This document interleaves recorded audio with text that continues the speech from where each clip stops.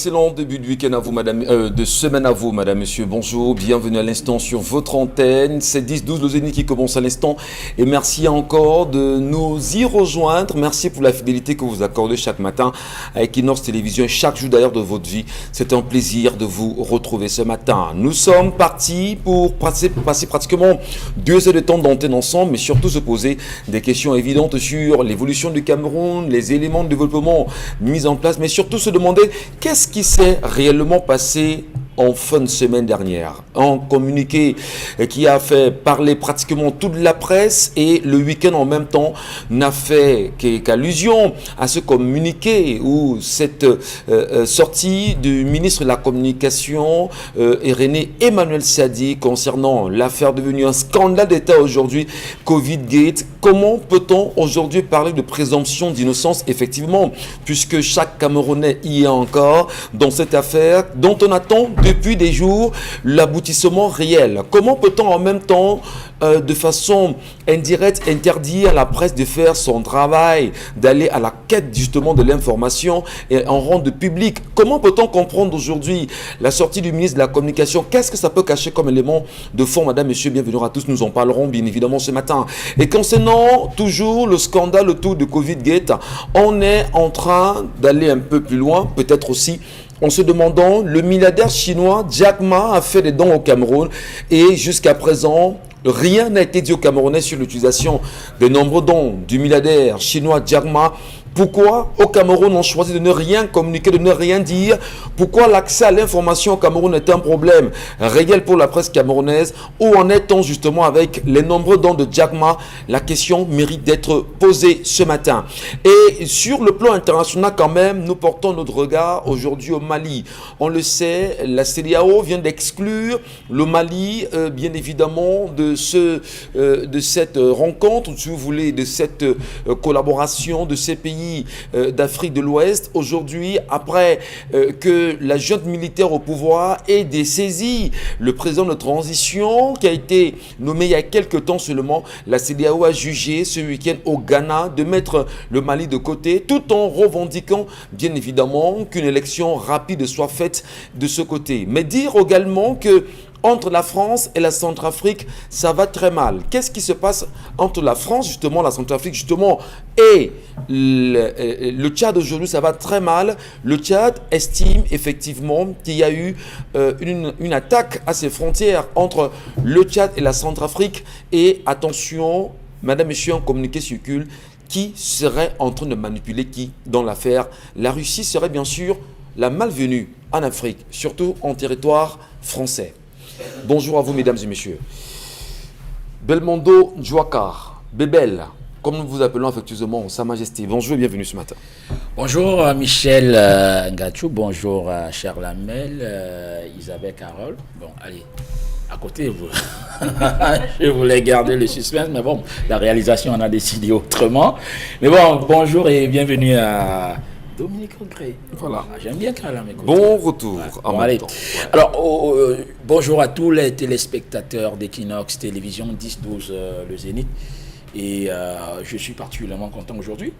Particulièrement. Ouais, parce que c'est le jour où j'ai été pour la première fois papa dans ma vie. D'accord. Voilà. Merci. Merci beaucoup et merci encore de nous retrouver, Charles Mbachou. Bonjour et bienvenue pour cette nouvelle semaine. Bonjour monsieur Michel Ngachou, bonjour à tous les téléspectateurs. Allez, bien ce week-end. Et vous commencez bien la semaine? Le week-end a été? Je peux dire que les informations de ce matin peuvent traduire comment est-ce qu'on a passé le week-end. Voilà. Tout ce qui se dit depuis dans la presse, vous avez vu la grande une des journaux. Nous avons l'impression d'être dans une sérieuse mascarade. Dans tous les cas, on en parlera. On en parlera. Isabelle Carozopet, bonjour à vous et bienvenue ce matin. Bonjour à vous Michel, bonjour aux téléspectateurs qui regardent encore le programme ce matin. Vous avez décidé justement de revenir sur des sujets assez intéressants tout à l'heure. Très intéressant parce que désormais on ne sait plus à quel sens s'ouvrir. On avait d'abord l'impression que c'était juste avec les whisky. Maintenant, quand c'est même avec la bière, quand c'est déjà avec les tomates, les jus qu'on consomme et tout, décidément, qu'est-ce qu'il faut donc manger? Qu'est-ce qu'il faut donc consommer au Cameroun, Michel Ngachou? Peut-être qu'il va falloir qu'on se réapproprie les terres au Cameroun pour que chacun rentre cultiver ce qu'il doit manger. Parce que, non, bon, Peut-être. on On reviendra, en mais parlera. même pour consommer encore l'eau minérale, c'est aussi autre chose. On en Décidément, on en parlera, c'est tellement rassurez-vous. compliqué. Et nous vous souhaitons à nouveau la bienvenue, Dominique Audrey. On va dire des congés raccourcis pour vous et nous sommes très heureux de vous retrouver ce matin. Je vois votre joie. Ça va? Ça va, ça Voilà. va. Bonjour. Vous avez manqué un tout petit peu. Bonjour Hein. aux enceintes publics également. Ah, aux enceintes publiques. Oui. Ça veut dire quoi? Ils se reconnaîtront. Ah, vous étiez enceinte hein, peut-être? Il paraît. Vous allez accoucher? Ça fait ça Et le une bébé semaine. Elle est marche enceinte, déjà. elle n'était pas enceinte. Non, mais parce que sur Facebook rapidement, on n'a pas compris que tu étais en Je congé. crois qu'on doit donner du travail aux gens. En faisant quoi? Leur donner du travail. Bah écoutez, ils ont leur travail. N'est-ce pas? D'accord, si vous voulez, ils ont leurs travaux. Allez, madame, monsieur, n'oubliez pas les plateformes sur lesquelles vous pouvez toujours réagir. Vous avez 10-12 le Zénith. Sur Facebook, vous avez Kinox Télévision. Nous vous le rappelons chaque matin. Mais surtout tout à l'heure, un numéro s'affichera bas à l'écran. Eh bien, prenez du plaisir à nous partager vos avis et commentaires. L'histoire de ce matin, Dominique Audrey est de retour. L'histoire de ce matin est un peu compliquée parce que le monsieur, lorsqu'il me l'a raconté, il était au bord des larmes. On va l'appeler Marc-Antoine. Il est frigoriste de formation et il est âgé de 35 ans. Il raconte que depuis qu'il a sensiblement 30 ans, ses parents au village n'ont cessé de lui dire vraiment, il est temps que tu prennes femme, que tu aies de quoi t'établir, que tu puisses fonder ta propre famille. Mais jusqu'ici, les relations qu'il avait n'étaient pas tout à fait ça. Aujourd'hui, il était avec une femme, demain il partait, on lui escroquait de l'argent et tout. Donc il a dit à ses parents vraiment, cherchez et vous me donnez parce que moi, de mon côté, je ne m'en sors pas. Ce que ses parents ont effectivement fait, on lui a trouvé une femme. Donc avec cette femme-là, il dit que ça a pris du temps. Aujourd'hui, ils sont ensemble. Ils se sont aimés et de leur amour est né un enfant. Sauf que depuis qu'il a déménagé dans ce nouveau quartier, sa femme est devenue autre chose. Depuis qu'elle côtoie les voisines, elle a commencé, lorsqu'il a rencontré, elle était plutôt naturelle, elle ne mettait pas les ongles, les cils et tout. Depuis un certain temps, sa femme est très portée sur son apparence, hyper artificielle, ce sont les cils, ce sont les ongles. Récemment, il ne se rappelle pas lui avoir donné la somme pour avoir une mèche comme celle d'Isabelle Carole, mais il retrouve sa femme avec une mèche pareille. Comment, d'où est-ce que ça sort? Non, c'est ma voisine Nathalie qui me l'a donné comme ça. Donc, aujourd'hui, il dit que puisqu'il est frigoriste, il n'a pas de marché tout le temps, donc il a quelques difficultés à rationner de temps en temps, donc il peut donner 2000 francs à sa femme. Lorsqu'il donne ces 2000, non seulement on l'insulte, tous les noms d'oiseaux, tu es un vaurien, tu ne sers à rien, vraiment, je ne sais même pas ce que je fais avec un homme comme toi, je mérite nettement mieux. Le soir, quand il rentre, c'est du tapioca avec du sucre qu'on lui sert à manger sur la table. Aujourd'hui, cette femme lui dit qu'elle souffre trop avec lui, elle mérite mieux, elle aimerait avoir une vie comme celle qu'ont ses copines et ses voisines. De son côté, lui de son côté, il dit qu'il ne veut pas décevoir ses parents parce que ça capote encore avec celle-ci. Ce sera vraiment choquant pour ses parents. Donc, comment est-ce qu'il peut faire pour ramener cette femme sur le droit chemin? Il dit qu'il ne donne que ce qu'il a dans la mesure de ses capacités, mais cette dernière réussit quand même à le pousser à d'autres... Oui, voilà. Donc, comment est-ce qu'il peut... Parce qu'il aime sa femme, ils ont un enfant. Comment est-ce qu'il peut faire pour sauver son mariage? Des problèmes posés justement dans l'histoire de ce matin de sensiblement Dominique de 3 ans, D'abord, oui.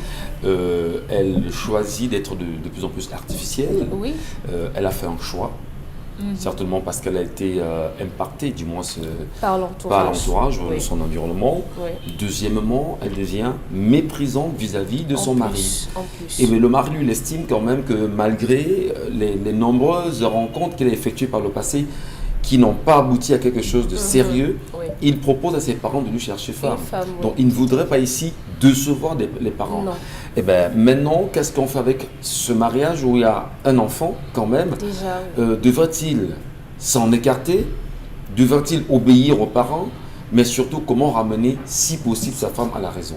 C'est les réalités qu'on a au quotidien, madame, monsieur. Et on le sait en même temps ce matin que les hommes qui le regardent, il y en a pas mal qui, dans leur famille, dans leur maison, peuvent vivre de pareilles réalités. Mais des femmes également qui nous regardent, ce week-end encore, nous regardions un vidéogramme qui accourt sur les réseaux sociaux. Permettez l'expression, c'est ce qui est devenu vulgaire un tout petit peu.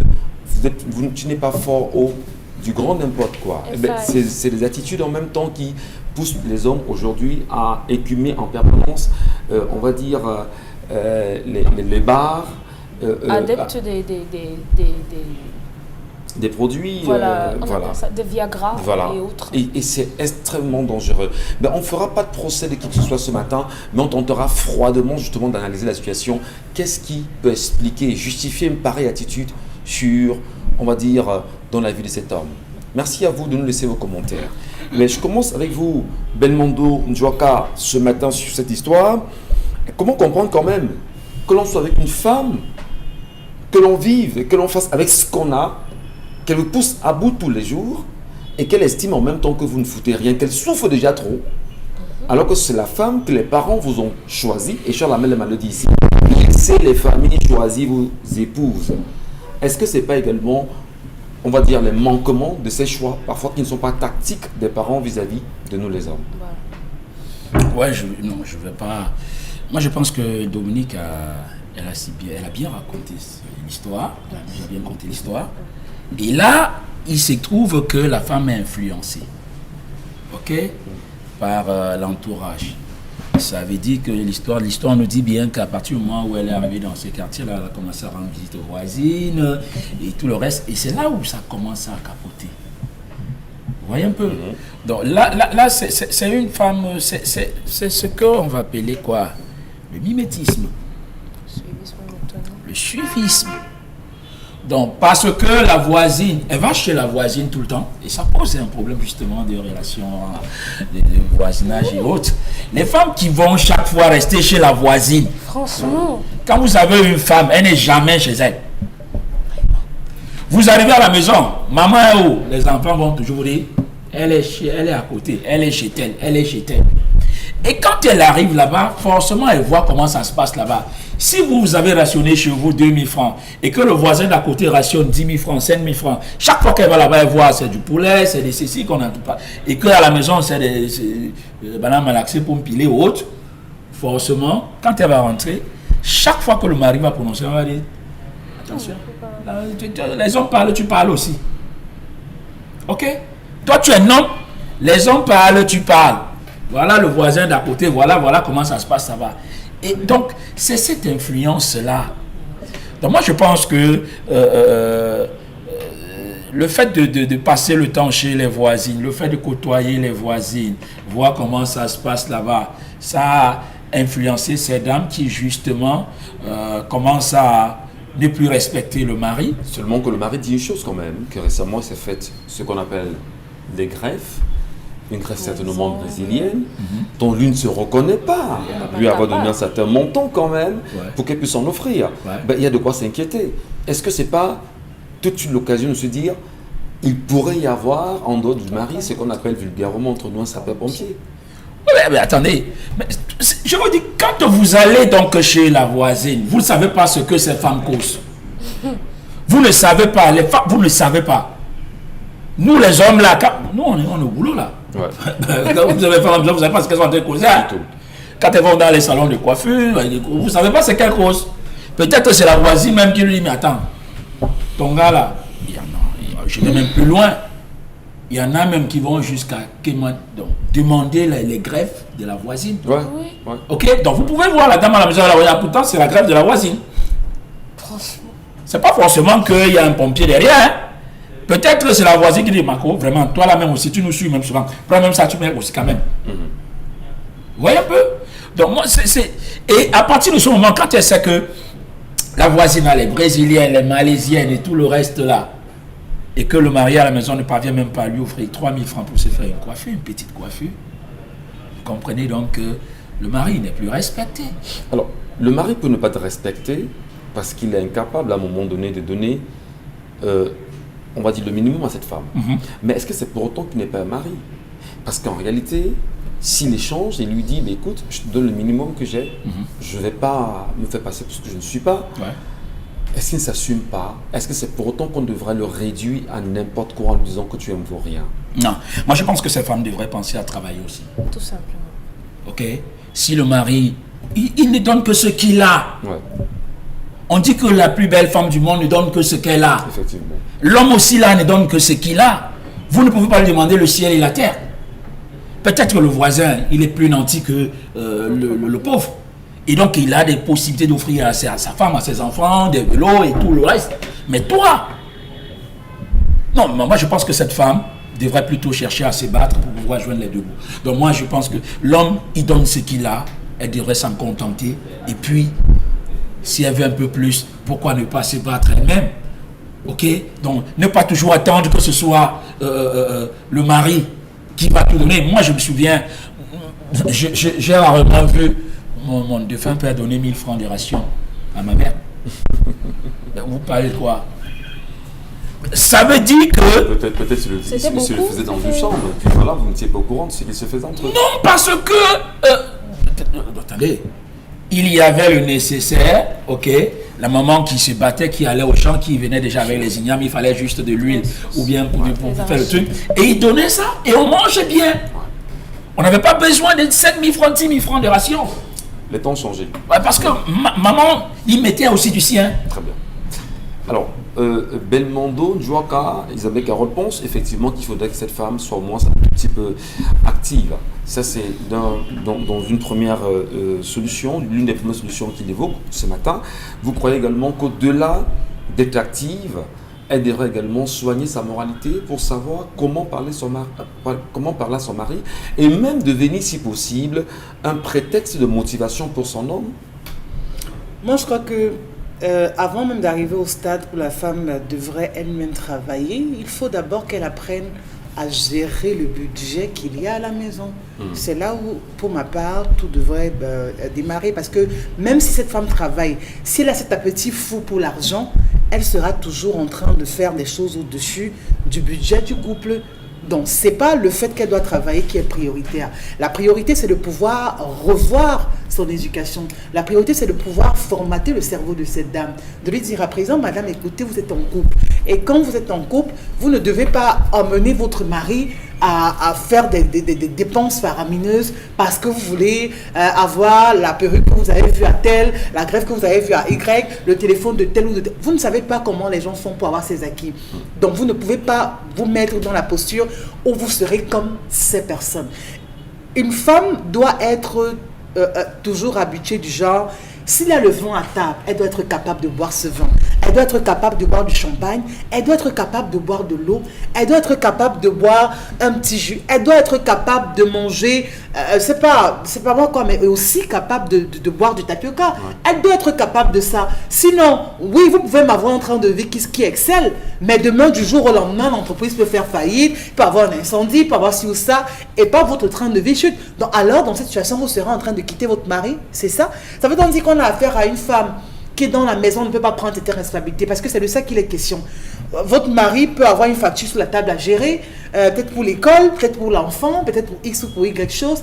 Vous avez de l'argent, vous le faites. Vous n'attendez pas qu'il rentre pour commencer à dire vraiment, écoute, il y a telle difficulté. L'enfant tombe malade, votre mari n'a pas l'argent. C'est automatique, c'est systématique. Si vous avez les moyens, faites-le. N'attendez pas que vraiment soit lui, soit être toujours en train de le mettre à l'épreuve. C'est la complémentarité, bien sûr, du mariage. Oui, la complémentarité, et au-delà de ça, il doit avoir un peu d'humanisme et savoir que les enfants qu'on a dans le couple, vraiment, ce sont nos enfants. La maison que vous arrangez, c'est votre maison également. Le lit que vous dressez, vous dormez également dessus. Donc, vous avez une part de responsabilité là-dedans. Donc, je me dis, avant que cette femme ne cherche un emploi, il faut qu'elle essaie déjà de revoir son comportement.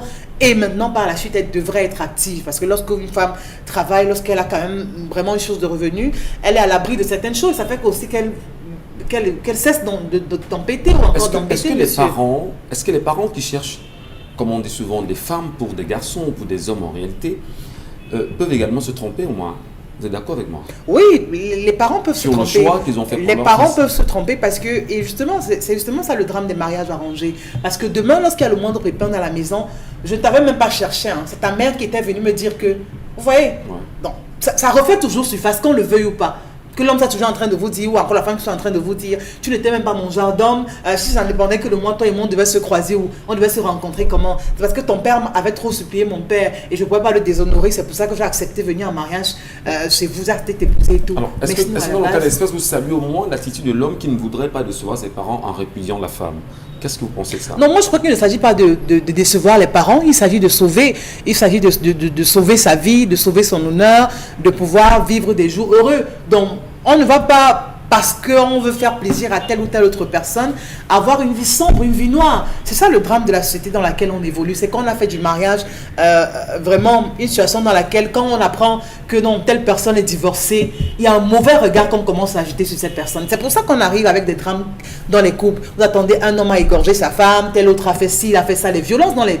Parce qu'on a peur du regard de la société. On a peur de dire, Michel Ngatou et moi, on ne s'entend plus. Il y a incompatibilité d'humeur. On ne s'entend plus, on ne se comprend plus. Ça ne sert à rien qu'on reste là. Autant mieux sauver nos vies, autant mieux garder nos sourires, rester en bonne santé et vraiment trouver comment on peut faire pour gérer ses enfants. Plutôt que de rester là, faire semblant parce qu'on veut faire croire aux autres que oui, vraiment, on est une bonne femme, on est une bonne ceci ou quoi que ce soit. Or, dans la maison, ça ne va pas. Si ça ne va pas, ça ne va pas. On met un point final à ça. Et Dominique Audrey, vous l'avez également rencontré justement, le monsieur avec qui... La capacité ou bien la rapidité à plier du poing pour le lui appliquer sur le corps ou bien sur le visage. Avec la femme, à un certain moment dans la relation ou bien dans la prise de décision dans le foyer, il faut faire preuve de fermeté. Un homme ne devrait pas accepter que sa femme aille s'asseoir chez les voisines. Ça ne se fait pas. Vraiment, à cette époque de la vie, on n'a pas besoin de ce genre de femme. Non. Parce que tout ce qu'elle va réussir à faire, c'est aller s'asseoir, regarder les films mexicains, latinos là. Elles vont commenter et après c'est tout. Elles vont s'asseoir, faire du commérage, du colportage, c'est tout. Et après vous allez rentrer le soir, votre maison ne sera pas faite, votre lit ne sera pas fait parce que madame se sera assise toute la journée à procrastiner, tout simplement. Donc commencez par interdire à cette femme formellement de divaguer dans le quartier parce qu'elle n'a pas de direction, elle ne sait pas où elle va. Secondo, ça, c'est une solution que vous avez proposée? Oui, vous interdisez également... Vous ne trouvez pas de limite à ça parce qu'on est quand même en société, on est dans des quartiers, on est avec des gens que l'on aime, on est avec des gens qui partagent avec nous nos vécus, nos quotidiens. Ne pas créer cette relation avec le voisinage, est-ce que ce n'est pas soi-même verrouiller éventuellement des opportunités de vie? Non, très cher. Je suis désolée. La base... Je dis toujours que les adultes qu'on a aujourd'hui, c'est le résultat de l'éducation qu'on leur a donnée. Si vous avez une certaine catégorie d'adultes, ou bien vous êtes un genre d'adulte, ça veut dire que votre éducation a été merdique à la base. Donc, à la base, à l'enfant, à la jeune fille, ça c'est ce qu'on apprend chez nous, une fille ne se balade pas. Tu n'as rien à faire chez la voisine. Tu n'as rien à faire chez ta copine, tu n'as rien à faire chez tes camarades de classe. Donc la fille, en grandissant, c'est qu'elle reste dans sa maison, dans son foyer. C'est comme ça qu'on éduque les filles. Et Charles Hamel vous dira que l'éducation de la fille a une certaine coloration, une certaine connotation. On donne des restrictions à celle qui sera appelée à être une femme demain, à gérer une maison demain. Comment elle fait pour savoir quel genre d'éducation son enfant aura? Elle est certainement le genre de voisine qui envoie sa fille, va dire à la voisine qu'elle envoie un peu, comme maman a dit qu'elle envoie ce qu'elle a préparé. Par exemple, c'est ça. C'est récurrent dans les quartiers. Et c'est malheureux. Ouais. C'est malheureux. On va dire qu'on est en Afrique et il y a la solidarité. La solidarité, c'est que vous achetez un sac de riz, vous prenez 5 litres, vous donnez à la voisine, c'est tout. C'est pas quand vous allez faire dans votre marmite que vous allez donner. Cette autre façon d'être solidaire, vraiment, ça fait genre. Pour moi, ça fait genre. Donc, le monsieur, tout simplement, a la question de l'influence que les uns et les autres ont sur nous. Tout le monde est influencé. De quelque façon que ce soit, notre entourage nous influence. Mais maintenant, quelles sont les personnes qu'on laisse nous influencer? C'est là où il y a la nuance. Moi, je suis influencée par certaines personnes, de bonnes personnes, vous également. Donc, cette autre femme a été influencée par ces filles célibataires qui ont un certain genre de vie. Et c'est pour ça que j'avais dit ici un jour, une greffe, une perruque de 300 000 posée sur une tête vide, franchement, ça ne sert à rien. Parce que cette femme ne sait pas... Vous avez déjà échangé avec quelqu'un qui travaille au chantier toute la journée et à qui on doit donner 2500 francs et que celui-là prend les 2000, il donne à la femme et elle crache dessus. C'est méchant, c'est mesquin parce qu'il y a des hommes qui souffrent tous les jours pour donner de quoi vivre à leur femme. Quand on a envie de s'offrir un certain genre de vie, quand on veut pouvoir se mettre les ongles, on veut s'acheter des greffes, on sort et on s'en donne les moyens. Parce que l'argent de l'homme vient après. l'argent de l'homme est bon, mais ça doit compléter le vôtre. Et ce n'est que lorsque vous aurez de l'argent, votre argent, que cet homme vous respectera. Donc, à vos parents, par rapport à cette femme, vous ne pouvez pas cacher ça. Parce qu'aujourd'hui, elle vous donne du tapioca, alors qu'avec 2000, elle peut faire la sauce d'arachide. Elle vous donne du tapioca, ça c'est une insulte. Vous ne pouvez pas l'accepter. Parlez à vos parents, peut-être il y aura la possibilité de la faire asseoir et de lui remonter les bretelles. Mais si ça ne va pas, vous vous séparez, tout simplement. C'est une bonne solution, Charles Hamel, se séparer d'une femme pareille? Comment la recadrer, comment la ramener? Et surtout, comment sauver son honneur vis-à-vis de la famille? Alors moi, j'ai un problème, monsieur Michel Ngachou, un énorme problème. Ici, j'ai l'impression que tout a été biaisé dès le départ. Entre les deux? Est-ce que parce que je manifeste le désir de me marier, je suis prêt au mariage? Est-ce que parce que je dis, maman, j'ai envie de me marier, je veux une femme, que je suis prêt?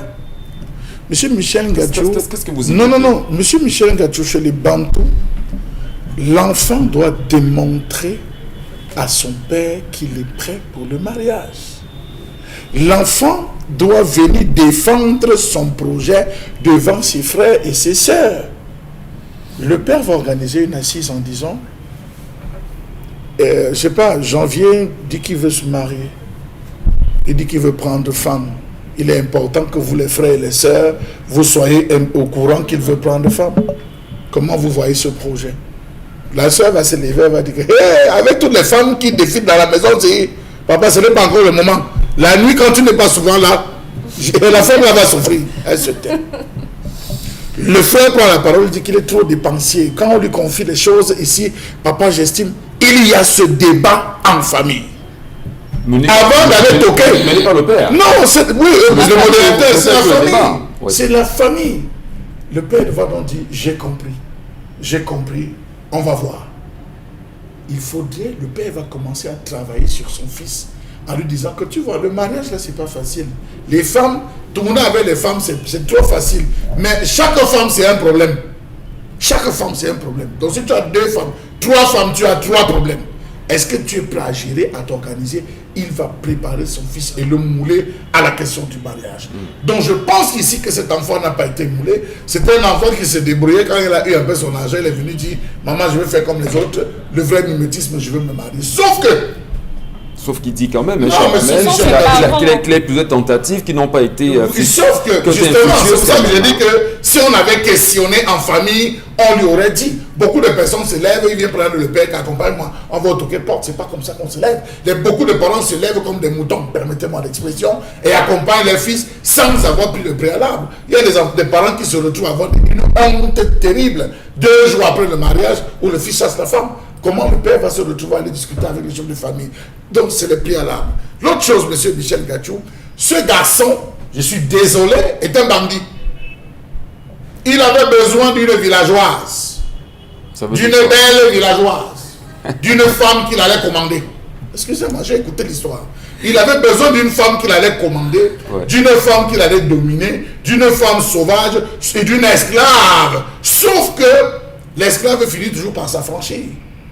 Donc vous allez vous rendre compte qu'on lui a trouvé la femme, qui était le choix de la mère, non de celui du père. J'aimerais bien qu'on rectifie le choix de la mère. C'est la mère qui a choisi. C'est l'histoire qui me guide. Non, la fille est rentrée. C'est le choix des parents. Non, c'est pas des parents. Arrêtez de mettre le père. Le père elle a fait le choix des parents. Non, c'est le choix de la mère. C'est la mère qui a fait ce choix. Dans cette histoire, c'est le choix de la mère. C'est la formule pour la politesse qui vous mettez. Le père n'était pas là. Donc, monsieur Michel, la femme est rentrée. Lorsqu'elle rentre dans cette affaire, dans le mariage, elle se met à impulser. C'est-à-dire qu'elle a pris le temps nécessaire pour connaître le gars. Je vis avec qui? Lorsqu'elle s'est rendue compte déjà donc avec qui elle vit, elle a évalué ses points faibles et ses points forts. Or, dans un mariage, c'est l'homme qui doit éduquer sa femme. Il doit édicter les règles, le règlement intérieur de la maison. Madame, on entre chez moi à 16h. Madame, on ne traîne pas chez les voisines. Madame, on ne salue même pas les voisines. Madame, ma maison doit être propre. Je dois manger tous les jours à 12h. Il dicte les règles de sa maison. Mes vêtements doivent être classés ci et ça. Il commence par éduquer sa femme et il devra veiller. Le gars n'a pas veillé. Il n'a pas veillé en disant que c'est une villageoise. Je lui donne quoi, elle va me faire quoi? Le plus important, c'était que j'ai une femme. Donc il a abandonné la maison comme un pot de fleurs. Il n'a pas pris la peine de s'entourer. Il n'a pas pris la peine de dire ça va fonctionner comme ça, jusqu'au jour où il est surpris que toutes les autres filles qu'il avait barrées, que cette femme est en train de prendre le comportement de tout celle. Elle a ouvert les yeux. Gaou a percé. Elle a ouvert les yeux, M. Michel Gacho.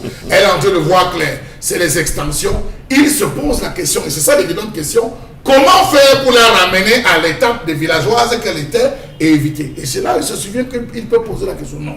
Elle a déjà franchi la barre. Elle est irrespectueuse. Elle est méprisante.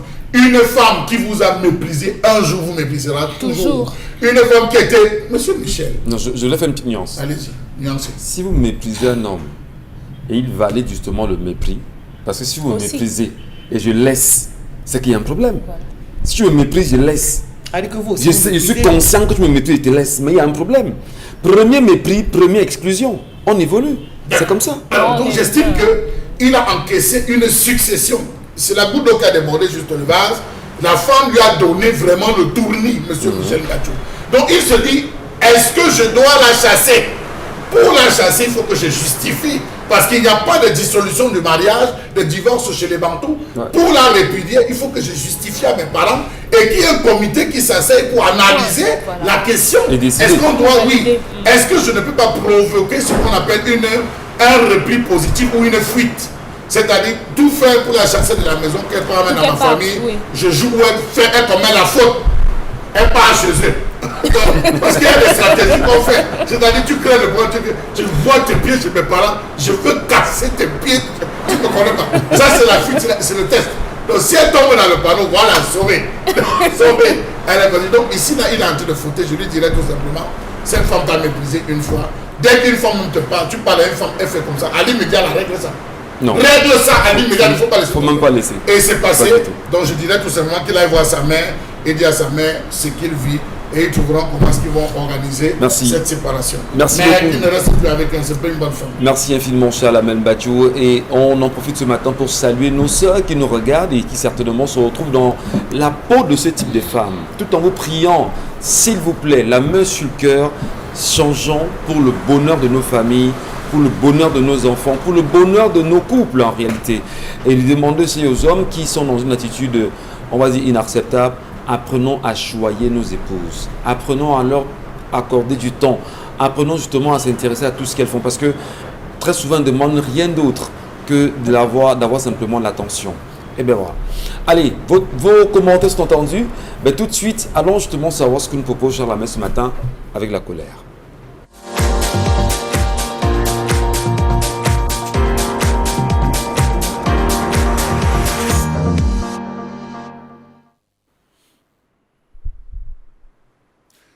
Je m'interroge ce jour sur la question de l'audition des ministres au tribunal criminel spécial dans ce pays et surtout de la sortie du ministre de la Communication liée à ce qu'on a baptisé le Covid-Gate.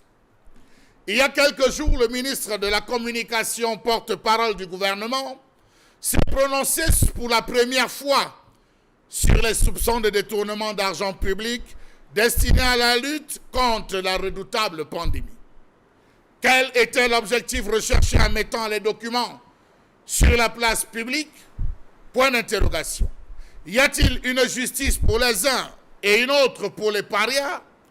Pourquoi une telle sortie lorsqu'on a encore en souvenir la grosse théâtralisation de l'opération Épervier qui avait fait des émules, rappelez-vous, et dont certains s'étaient pliés à cœur joie?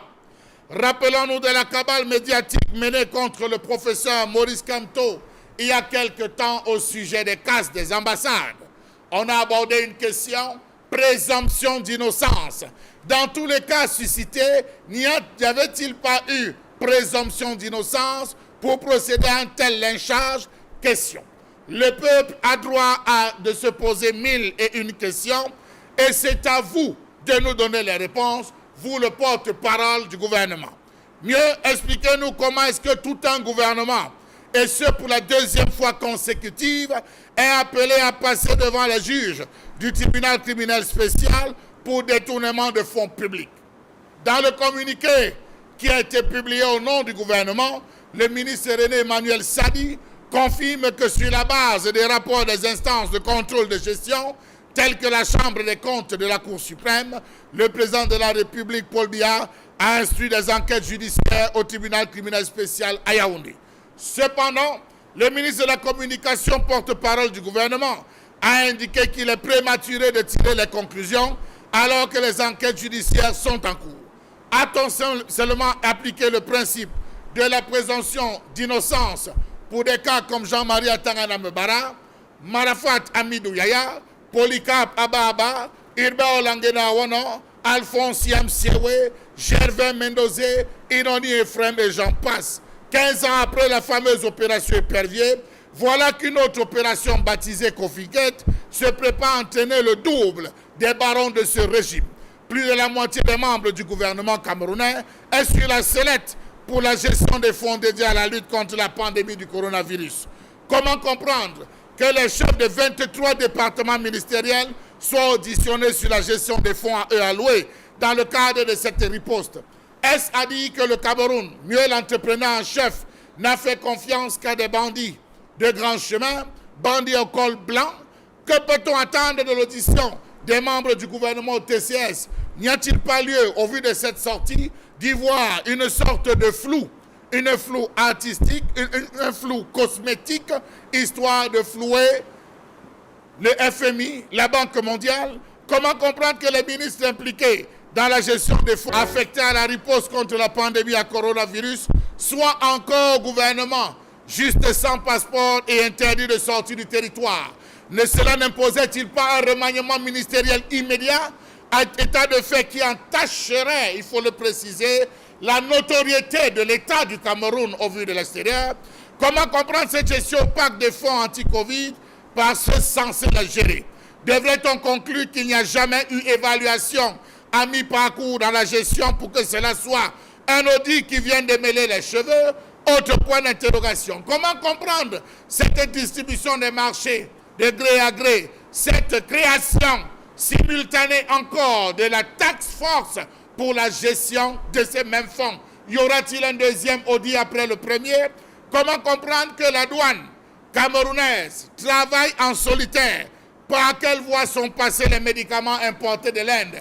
Est-ce donc à dire qu'on peut s'amuser à faire rentrer des choses sans que les principaux concernés, les renseignements ne soient au courant dans ce pays?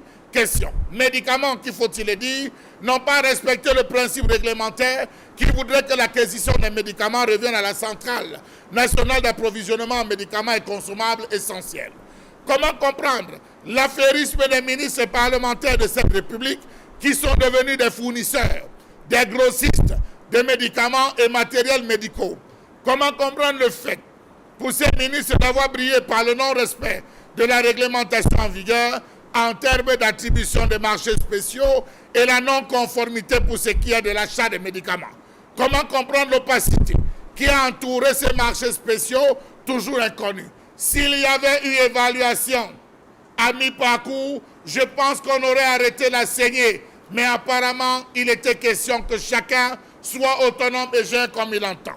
Comment comprendre que sur les 14 activités liées à l'attribution des marchés spéciaux, l'on peut noter l'acquisition des équipements médicaux de prise en charge des patients atteints du Covid qui ont fait perdre à l'État du Cameroun 14 milliards de francs CFA, alors qu'au sein du gouvernement, au sein des institutions, il y a des organismes chargés de l'approvisionnement en ce type de matériel. Pourquoi n'a-t-on pas fait confiance à ces institutions? Telle est la question qu'on a appelé à se poser. Comment comprendre ces sommes d'irrégularité dans l'attribution des marchés spéciaux, la fourniture d'équipements de prise en charge par des partenaires et des prestataires non préqualifiés? Comment comprendre que certains ministres ont choisi de bloquer les fonds Covid au lieu de les mettre à la disposition de leur département ministériel? Cas du MINESUB, cas du ministère des enseignements secondaires, où on a pu assister il y a quelques jours à la libération des savons, des cartons de savon, des gels hydrauliques, au moment même où les enfants se retrouvent allés en congé. Comment comprendre que ce soit maintenant que la délégation régionale du littoral à Douala pour le ministère des enseignements secondaires demande aux chefs d'établissement de venir décharger des paquets emballés et de signer sans ouvrir le contenu, en plein départ pour le congé. Trop d'interrogations, trop d'interpellations qui nécessitent que le peuple se penche sur le sujet, histoire de comprendre ce qui ne va pas. Monsieur le ministre de la Communication, le peuple est souverain. La démocratie, de par sa définition, c'est le pouvoir du peuple, par le peuple et pour le peuple. C'est au peuple de poser les bonnes questions et ce n'est pas à vous de demander de se taire, tout simplement d'observer lorsque les faits, les observations par le peuple sont là. La preuve, un seul cas, le Ridoka. Merci beaucoup, cher Lamel Bathiou. Ce matin, la question est évidente. Qui a géré à sa façon, on va dire, les fonds Covid-19 aujourd'hui au Cameroun? Comment ça s'est passé au niveau du ministère de la Santé publique ou les différents ministères, y compris même au sein même du ministère de la Communication? Les fonds qui ont été alloués aux différents ministères, où sont-ils allés? Les nombreux Camerounais peuvent-ils véritablement se dire que les 180 milliards de francs CFA octroyés par le Fonds monétaire international, il y a eu un éventuel impact dans les vies des Camerounais aujourd'hui? Mais au-delà de la question quand même, je vais reprendre rapidement ici la fin de cette sortie du ministre de la Communication, René Sadi, qui dit dans cette perspective, on va rapidement aller le dernier paragraphe qui dit: dans cette perspective, le gouvernement de la République demande à nos concitoyens de faire entièrement confiance à la justice camerounaise qui saura prendre ses responsabilités dans le respect des droits et de la dignité des personnes concernées. Droits et dignité des personnes concernées, effectivement, ce qui renvoie à ce qu'on appelle aujourd'hui la présomption d'innocence. Et on a pu lire entre les lignes justement que le ministre semblait dire à la presse de se taire et d'arrêter de faire trop de bruit autour de l'affaire parce que c'est l'image du Cameroun qui est écorchée, qui est écornée. Alors, Sa Majesté Bébel, Belmondo Njouaka, je peux le dire ainsi. Comment peut-on comprendre que le ministre de la Communication demande de façon indirecte à la presse d'arrêter de faire le travail qu'elle doit faire pour informer au mieux les Camerounais? Mais dans quelle république nous trouvons-nous aujourd'hui, quand même, quand on arrive au point où c'est le ministre lui-même qui fasse de telles... Qui a pour mission justement d'informer l'opinion de la gestion de la chose publique aussi, demande à la presse de se taire, et de tenir compte de la présomption d'innocence. Je dis que c'est une mascarade. Sous d'autres cieux, je pense, d'ailleurs dans les 23 départements ministériels concernés, il y a également le ministère de la Communication qui a aussi eu sa part. Bien sûr, bien sûr. Ok, donc en temps normal, il devrait se taire. Sous d'autres cieux, vous démissionnez et vous mettez entièrement à la disposition de la justice. À la demande d'ailleurs, le professeur Maurice Kamto fait cette demande la semaine dernière. Effectivement. Demandant à ce que l'État, c'est-à-dire que chacun démissionne et se mette à la disposition de la justice pour besoin d'enquête. Et si vous êtes blanchi, vous revenez simplement à votre travail. Mais on le voit ailleurs. On devrait, le bon sens aurait voulu que ces ministres-là, il a parlé de dignité. C'est justement ça. L'honneur, la dignité, le bon sens. Démissionnez. Vous mettez à la disposition de la justice. Et quand vous serez blanchi, vous en sortirez grandi. Voilà. Mais si vous êtes là, mais attendez, quelqu'un qui est auditionné, qui est appelé à se présenter devant les juges du tribunal criminel spécial, c'est lui qui vous demande de vous taire. Ok? Quand on parle, on a fait l'opération épervier, beaucoup sont en prison. Le même ministre, il était là. Il ne parlait pas des présomptions d'innocence. Oui, mais attendez, Charles Lamel a mentionné tout à l'heure que dans l'affaire concernant Maurice Kamto et la casse, ou les casses des ambassades, voilà. Et le même ministre de la Communication a tout fait de sortir pour une accusation sur Maurice Kamto sans pour autant penser à cette présomption d'innocence. Alors que l'affaire était même au tribunal à Paris. Ouais. Ok? Alors que l'affaire était encore en justice. On ne commente pas une affaire quand c'est encore en justice. Ok? Ouais. Mais au Cameroun, on avait déjà condamné Maurice Kamto et le MRC en disant que ce sont eux qui ont cassé les ambassades. Il n'a pas parlé de présomption d'innocence là-bas. Tous sont sortis et ont tiré à boulet rouge sur Maurice Kamto et le MRC. Mais aujourd'hui, il y a une enquête qui est en cours. Il y a 23 départements ministériels concernés. C'est grave. C'est même le casse du siècle. Après la CAN. Non, on ne parle pas encore de CAN. Parce que non, je dis... Le dossier de la CAN encore en suspens. CAN, c'est encore autre chose. Ouais. Ok? Mais là, les juges de la Chambre des comptes, ce ne sont pas des tarés. Ce n'est pas des idiots qui sont là-bas. Je pense que c'est une enquête qui a été menée. Il y a un rapport qui est sorti. Et le chef de l'État qui demande donc d'auditionner tous ces ministres-là. Et qu'un ministre est là pour dire non, il faut respecter les gens, il y a la présomption d'innocence. Il parle bien sûr de dignité des personnes concernées. Voilà. Quand vous venez, il est sorti par quelque chose qui me semble ahurissant. Quand vous venez, je vais prendre le ministère encore. Quand vous appelez les responsables d'établissement de venir décharger un paquet sans voir le contenu, on vous dit signez ici. Vous avez les cartons, vous ne savez pas ce qui s'y trouve. On vous dit décharger. Tu signes quoi? Non, il faut qu'on soit sérieux. Et après, on va parler de présomption d'innocence. C'est pas sérieux. Alors, Isabelle Carole, vous aussi, vous avez suivi, si vous voulez, les nombreux débats, parce que le débat continue. Et les Camerounais sont déterminés de continuer à parler de Covid-Gate jusqu'à ce que les têtes soient coupées aujourd'hui. Peut-on dire que le ministre de la Communication essaye de protéger ses amis, les amis justement du gouvernement en réalité, sans pour autant se soucier du petit Camerounais qui demande seulement à avoir l'information et demander bien sûr l'après de surseoir toute enquête. Est-ce que pour vous c'est démocratique ce qui se passe aujourd'hui au Cameroun? Je vais répondre comme Maître Alice, comme l'a fait ce matin sur la radio, la 93 FM le matin, justement, elle répondait à cette question. Et elle disait, si vous ne voulez pas qu'on vous traite de voleur, ne volez pas. C'est aussi simple. Si vous ne voulez pas qu'on parle de vous alors qu'on dise n'importe quoi, ne vous retrouvez pas dans de sales draps. Et là, personne n'évoquera votre sujet. Personne ne parlera de vous. Ou du moins, même si on parle, ce ne sera pas de manière péjorative, mais du moins de manière améliorative.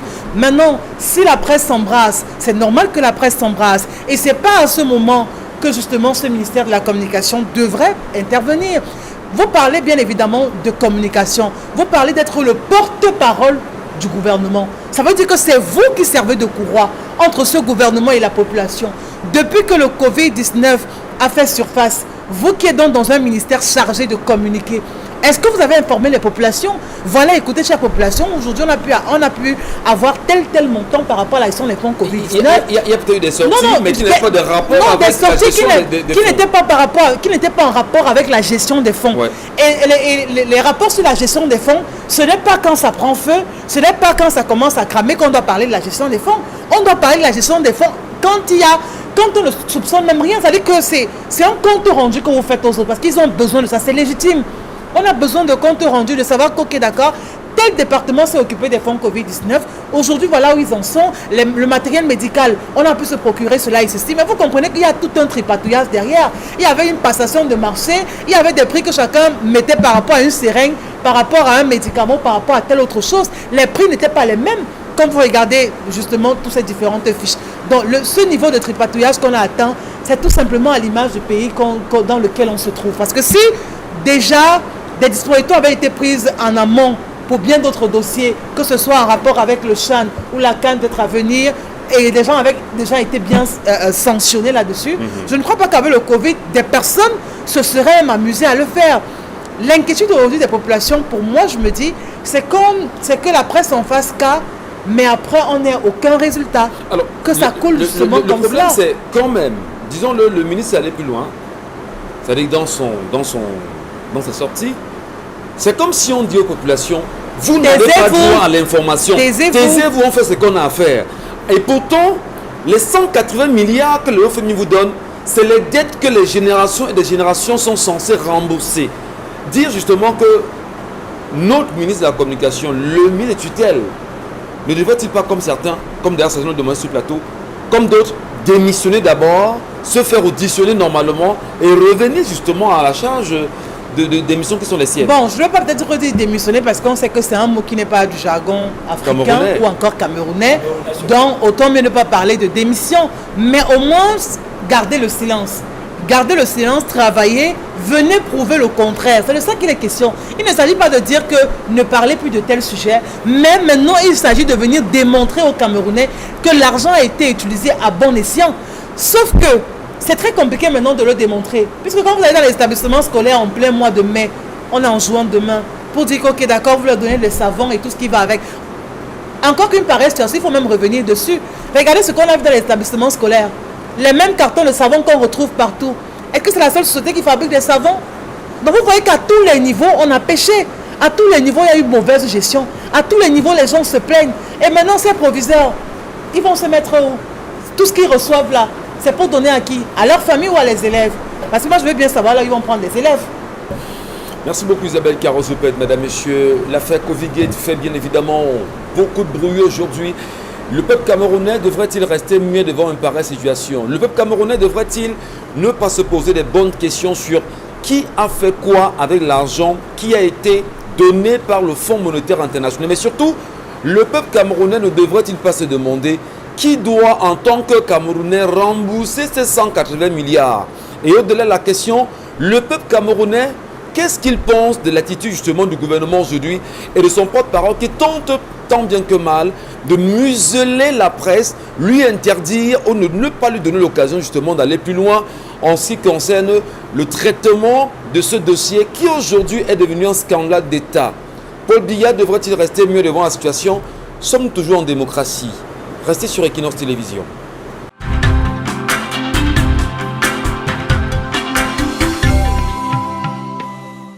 Bon retour à vous mesdames et messieurs, merci de nous rester présents sur les antennes d'Equinox Télévision. C'est 10-12 le Zénith qui se poursuit en même temps. Et bien vous le savez, la question ce matin de l'audition des ministres continue de faire un grand débat au Cameroun. Et on se demande véritablement où on en sortira. Du moins, qu'est-ce qui va en sortir et quelles sont les grandes attentes du peuple camerounais aujourd'hui. Au regard des demandes émises par plein de Camerounais aujourd'hui, beaucoup estiment en réalité, d'ailleurs comme le professeur Maurice Kamto, qui a fait également une sortie à propos en fin de semaine dernière, demandant de remettre en place cette dite indépendante pour en savoir réellement qui a fait quoi, quand ou pourquoi et comment avec l'argent qu'on a mis à disposition de X et Y. Et bien au-delà de la sortie bien évidemment du ministre de la Communication qui est devenu l'élément probablement, nous on le soufflait encore il y a un moment, et si c'était les faits recherchés, et si c'était les faits recherchés, on en parlera puisqu'on ne peut ne pas en parler. La presse également a droit d'informer, le peuple a le droit justement de s'informer, mais comment expliquer quand même que le Parlement, bien qu'il soit convoqué à une session d'ici le 8 juin prochain, doit-il se plier ou pas? Au-delà de nombreuses questions, madame, monsieur Dominique Audrey, j'aimerais bien savoir avec vous, qu'est-ce qu'on peut faire? Qu'est-ce que les Camerounais peuvent se dire de cette dite? Est-ce que c'est couper les têtes le plus important ou c'est restituer l'argent qui serait important aujourd'hui? Il faut établir, hein? Oui, bien sûr. Il faut établir les responsabilités de tous et de chacun.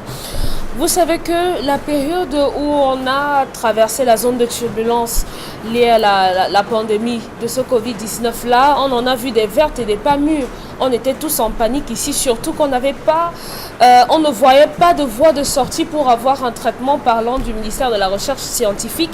Ouais. Et tous les Camerounais étaient rivés, avaient les yeux rivés vers ce ministère-là. On nous a présenté une machine qui était censée nous produire des médicaments et un certain nombre de choses. Et là, les Camerounais ont eu espoir. Ils se sont dit, peut-être notre solution viendra de Madame Tuente Madeleine. Mais aujourd'hui, qu'on apprenne que les médicaments auraient été achetés et auraient juste l'estampille que ça vient du Cameroun, logiquement, normalement, les Camerounais sont en train de se demander « But what is going on there ?» C'est normal que les Camerounais soient choqués, que les Camerounais soient interloqués et que logiquement, à ce moment précis, on se pose la question de savoir « Mais qui sont les personnes qui étaient censées sauver nos vies à ce moment précis-là » Tous les jours ici, je dis, par exemple, venant du ministère de la Communication, bien sûr qu'ils ont eu un budget, je ne sais pas comment est-ce qu'ils ont géré la communication en cette période de Covid-19 là. Sauf si les communications qu'on voit chez nous viennent de ce ministère-là, mais ailleurs, comment est-ce que ce ministère-là s'est déployé? La question, on a bien envie de se poser et je crois qu'on est en droit de se les poser, ces questions. En relisant le communiqué dont on parle depuis ce matin, il y a le paragraphe dans le deuxième feuillet qui dit qu'on appelle à la retenue et au sens de la responsabilité de tous pour ne pas jeter l'opprobre sur les gens. On a vu comment les gens sont morts de Covid. On a vu comment les familles ont été enterrées, des personnes ont perdu la vie. Et vous pensez que si on nous dit aujourd'hui que mon oncle Ou bien ma tante qui est décédée de Covid, elle est décédée parce qu'elle n'a pas pu avoir son médicament avant. On ne va pas jeter l'opprobre sur la personne qui était censée produire le médicament. Les Camerounais vont le faire jusqu'à ce qu'on ait le sentiment de justice, que la justice a été rendue, que la personne qui a pris un argent qui ne lui était pas destiné, ça c'est le détournement de fonds, un argent qui aurait pu sauver une vie, et cette personne-là n'est pas punie, ça n'en finira pas. Les noms seront forcément traînés dans la boue. Les noms seront entachés à vie. Et ces personnes, on s'attend logiquement à ce qu'elles se retrouvent au cimetière de la honte. Alors, on le disait tout à l'heure que de façon synthétique, dans le communiqué du ministre de la Communication, il y a l'élément de présomption d'innocence qui continue de planer. Du 2 poids 2 mesures. Alors, comment vous comprenez ça, vous? Je ne le comprends pas parce que M. Biboun Issac a été arrêté devant sa porte. Et aujourd'hui, il est en prison. Il est en Kondengui avec voilà, Alain Fogué, Salmon Béas et tout le monde là. De quoi sont-ils accusés? Je veux dire qu'en arrêtant Biboun Issac, par exemple, devant sa porte, c'était quoi? Où était la présomption d'innocence là-dedans? Ou bien la présomption d'innocence fait qu'on les garde d'abord au Niouf? One question. Alors, d'aucuns pensent même aujourd'hui qu'au Cameroun, on ne parle pas de présomption d'innocence, on parle plutôt de présomption de culpabilité. On vous arrête d'abord, on vous met au Niouf, et c'est là-bas justement qu'on essaie de voir qu'est-ce qu'on peut lui coller même comme motif voilà. de son incarcération. Qu'est-ce qui fait Amadou Vamolke en prison? Avec autant de renvois de son procès. 77 renvois aujourd'hui. Bon, le jeune Ibrahim Bello, où était la présomption d'innocence quand il a perdu, puisqu'aujourd'hui il est quasiment démembré? C'est simplement parce qu'on l'a vu à côté d'une voiture qu'il a subi. Allez lire comment il raconte ce qu'il a enduré, comment est-ce qu'il a été torturé, comment on lui a mis de l'électricité sur le corps, on l'a balancé, on l'a enchaîné, on l'a. Mais où était la présomption d'innocence à ce moment? Il ne faudrait pas que le ministre donne l'impression qu'il y ait du 2 poids 2 mesures, qu'il veut mettre ses amis dans du coton, bien les emballer, les protéger, mais qu'ailleurs, on ne puisse pas appliquer la même chose. On se serait attendu à cette même présomption, que cet argument soit évoqué lorsqu'il y a eu des casses au niveau des ambassades, parce qu'on a tout fait de dire que les personnes qui étaient en train de casser, c'était des gens du MRC. Il n'y a pas eu de présomption d'innocence à ce moment-là. Donc, il ne faudrait pas faire du 2 poids mesure, parce que lorsque c'est quelqu'un d'en face ou bien quelqu'un avec qui on ne fait pas joujou, on va tout faire de le taxer comme ça. Ouais. Donc, vraiment, monsieur le ministre devrait... On s'en souvient bien sûr de l'affaire qui a été également vue comme un scandale au Cameroun il y a quelques semaines seulement, il y a quelques mois véritablement, avec l'affaire Stéphanie Ndiomo. On s'en souvient que le ministre de la Communication lui-même est sorti en même temps faire ce qu'on appelle une affirmation gratuite sur l'affaire en réalité. Eh bien, il a fallu qu'il y ait... Alors que dans son communiqué ici, il dit que nul ne peut être accusé d'avoir commis un délit alors que la culpabilité n'a pas été totalement établie. Très bien, voilà. Donc, on s'en souvient quand même l'affaire Stéphanie Ndiom également. Il y a eu cette réaction-là du ministre de la Communication, mais quand même qui a suscité beaucoup de débats. Eh bien, au-delà de cette réaction, de cette sortie du ministre qui fait débat sur la mer, parce qu'on ne peut ne pas se poser toutes ces questions, on ne peut pas ne pas revenir sur des éléments sur lesquels le ministre de la Communication lui-même s'est très souvent plié et dans lesquels il y a eu des fautes, parce qu'il faut le reconnaître, des accusations sans qu'il n'y ait, on va dire, de réel procès. Est-ce qu'on va, au moins aujourd'hui, en tant que Camerounais, en tant que citoyen, on peut espérer quelque chose de sérieux de la justice camerounaise, parce qu'on sait quoi qu'on veut. C'est quand même le gouvernement camerounais et dans le sérail, il y a au moins le ministre d'État, ministre en charge de la justice au Cameroun. Quel espoir pour les Camerounais? Monsieur Michel Ngatiou, il y a d'abord la question de l'audition. Vous avez vu plusieurs pays voisins dont les ministres ont eu à détourner de l'argent. On ne parlait pas de milliards, on parlait de millions. Vous avez vu, je crois que c'est le ministre de la Santé du Nigeria qui s'est écroulé en pleine salle lorsqu'on lui a demandé comment est-ce qu'il avait joué. En plein Parlement. Il s'est écroulé. Ouais. Il a joué, comment on va dire ça, celui qui est étourdi, il s'est écroulé. Vous avez vu ce qui avait suivi.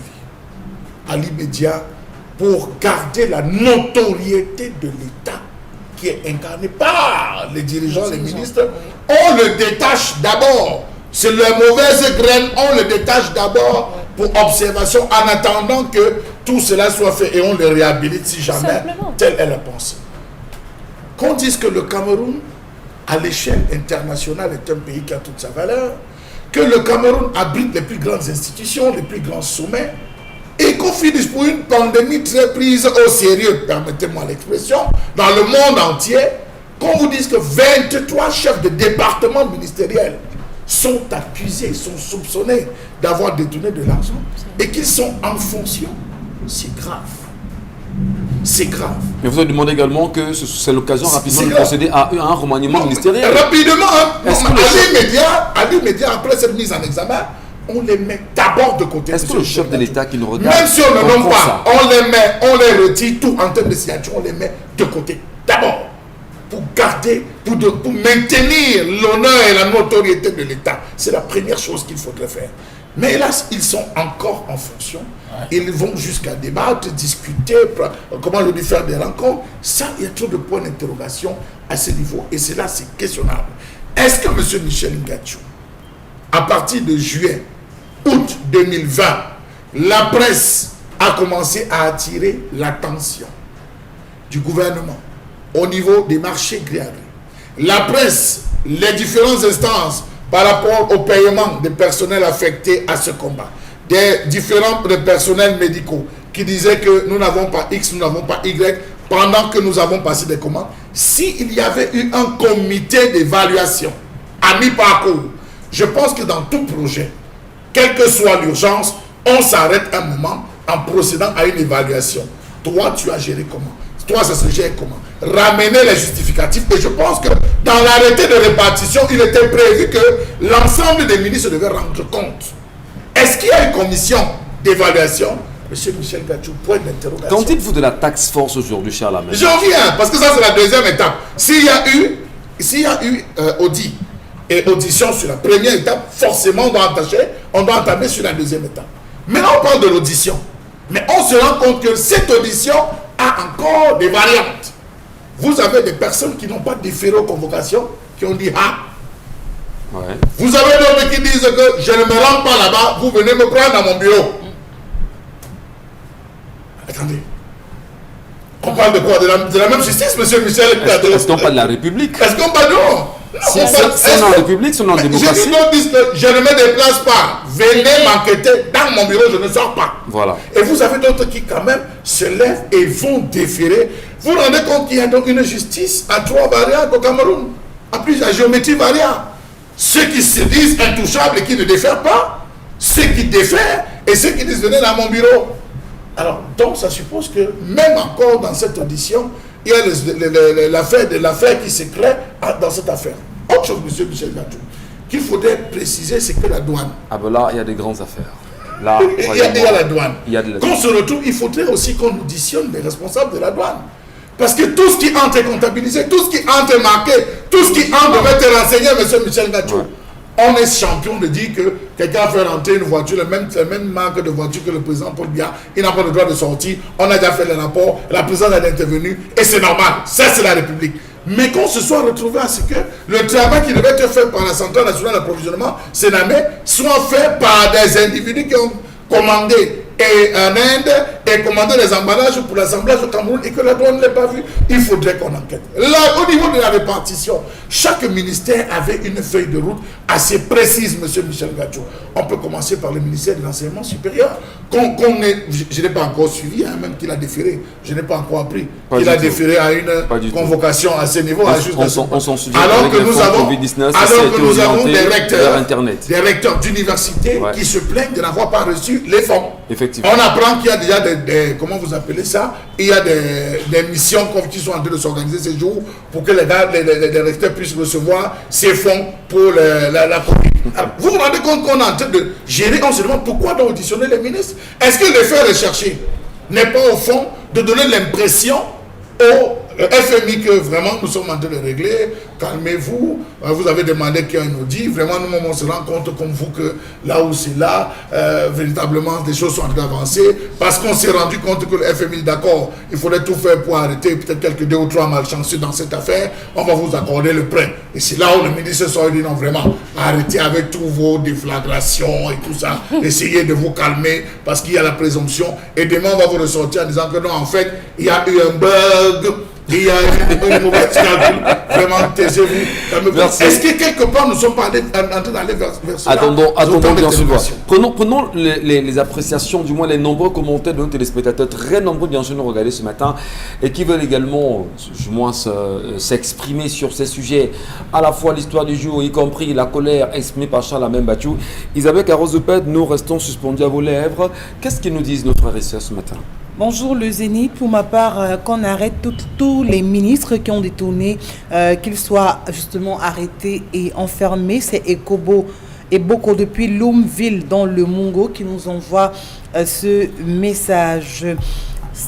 Cela refuse de comprendre qu'elle n'a plus rien à gagner aux côtés de ce garçon qui pense pouvoir la retenir avec des menaces.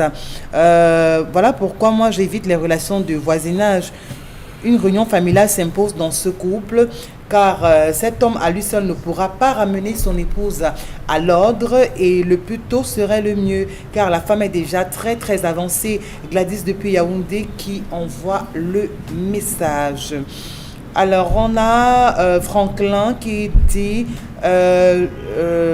d'après moi toutes les femmes ne sont pas mauvaises, il suffit juste d'éduquer sa chérie et de dire vos règles, ne pas la laisser faire tout et n'importe quoi ou encore fréquenter les gens qui ne sont pas utiles à votre relation. Et un petit secret, soyez un peu sérieux dans le couple, c'est important pour l'homme. Autre message, bonjour à tous. Pour l'histoire du jour, en fait, face à l'émancipation de la femme, je ne suis pas encore mariée, mais je conseille à la femme d'écouter son mari et sa belle famille. Et le monsieur a oublié qu'une femme, c'est un enfant qu'on éduque. Mais grâce à vous, je pourrais m'engager dès que possible. N'arrêtez pas de nous conseiller, s'il vous plaît. Bienvenue. Harold Tarissi depuis Yaoundé. Bienvenue dans un monde merveilleux. Disait quelqu'un. Voilà.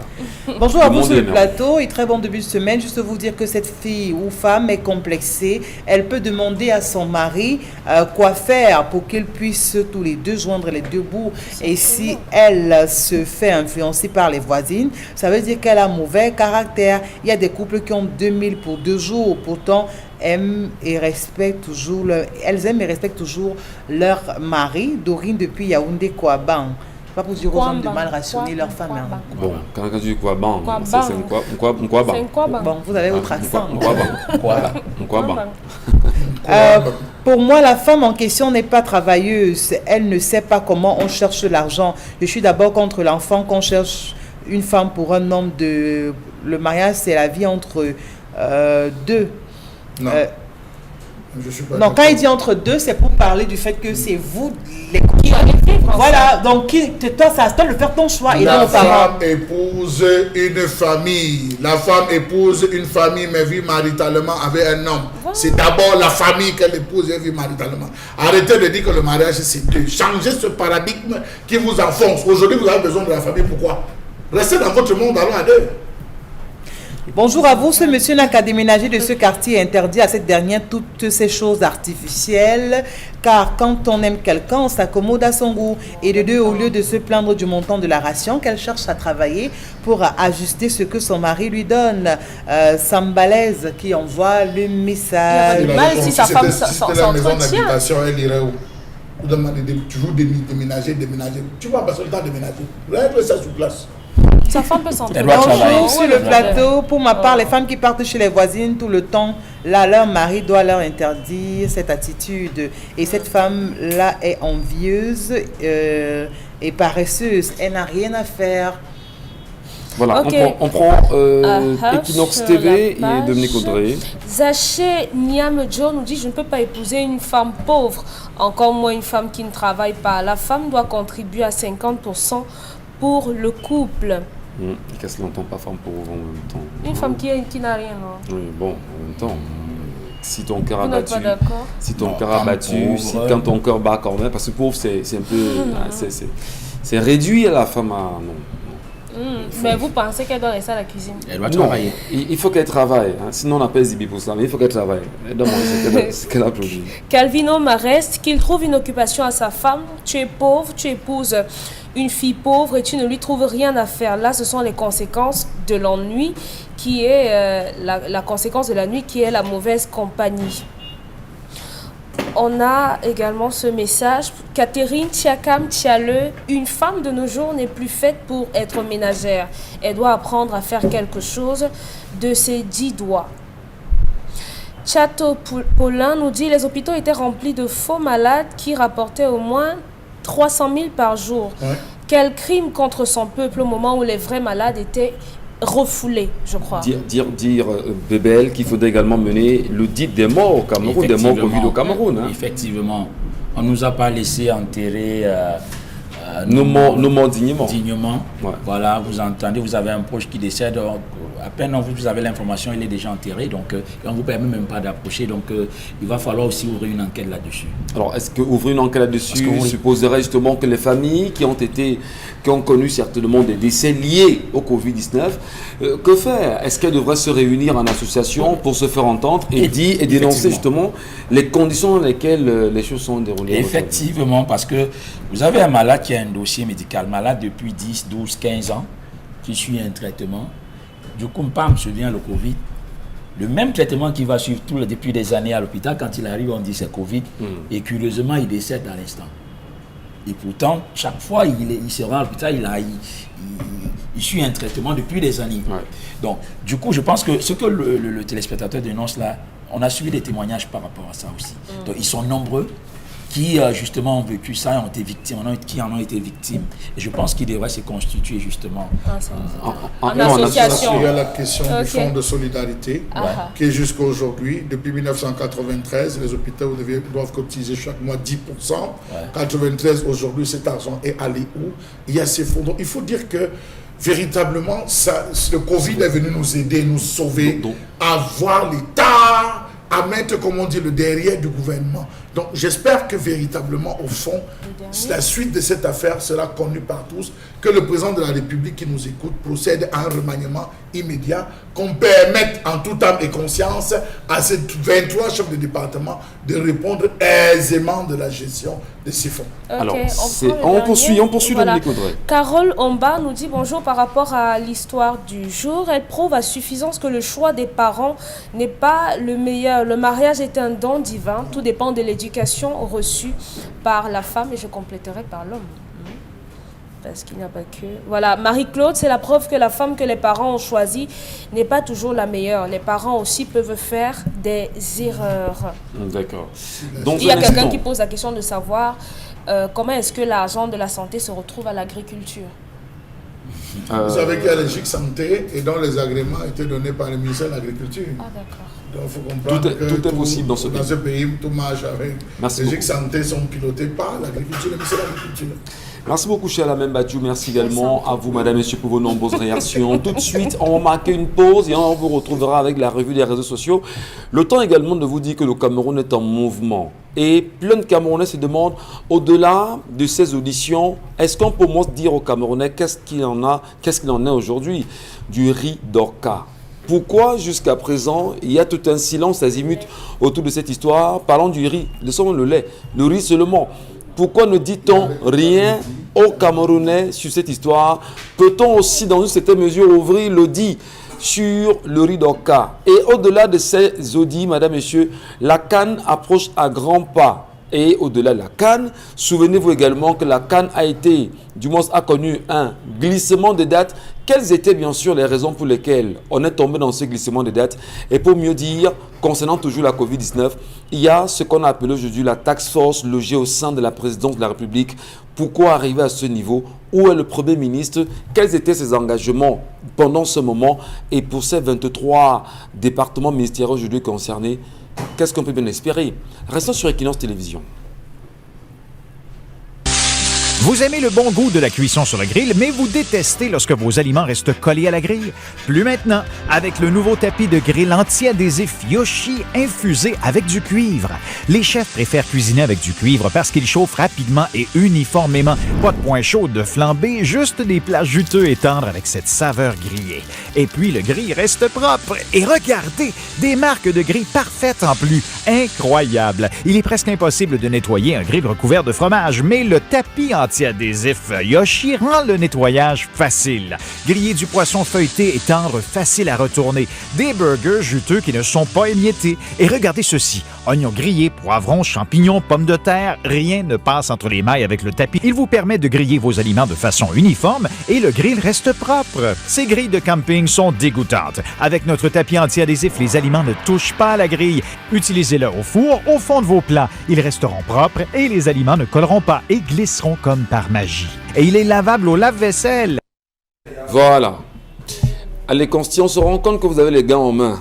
Bonjour à vous. Alors bonjour mon cher ami Michel Ngatiou, bonjour à toute l'équipe qui t'accompagne ce matin. C'est encore un plaisir d'être là ce lundi matin. Vous savez très bien que la mission du concept Salaka dans cette émission est de permettre aux téléspectateurs qui nous regardent à la maison, qui nous regardent bien sûr à travers leur téléphone, et qui nous regardent dans leur magasin, de faire des achats sans se déplacer. C'est ça le concept Salaka. Et ce matin, je commencerai déjà par attirer l'attention de tous les opérateurs économiques qui me regardent en ce moment. Vous êtes opérateur économique. Vous êtes commerçant, vous êtes patron d'une entreprise, il est important de communiquer, il est important de se faire connaître. Et aujourd'hui, la meilleure façon de se faire connaître, la meilleure façon de se vendre, c'est de choisir la radio et télévision Equinox grâce au concept Salaka, qui est ce concept-là qui accompagne toutes les entreprises du Cameroun et certaines entreprises africaines et même au-delà de l'Afrique. Nous avons des partenaires. La preuve en est, le tapis de braise est un produit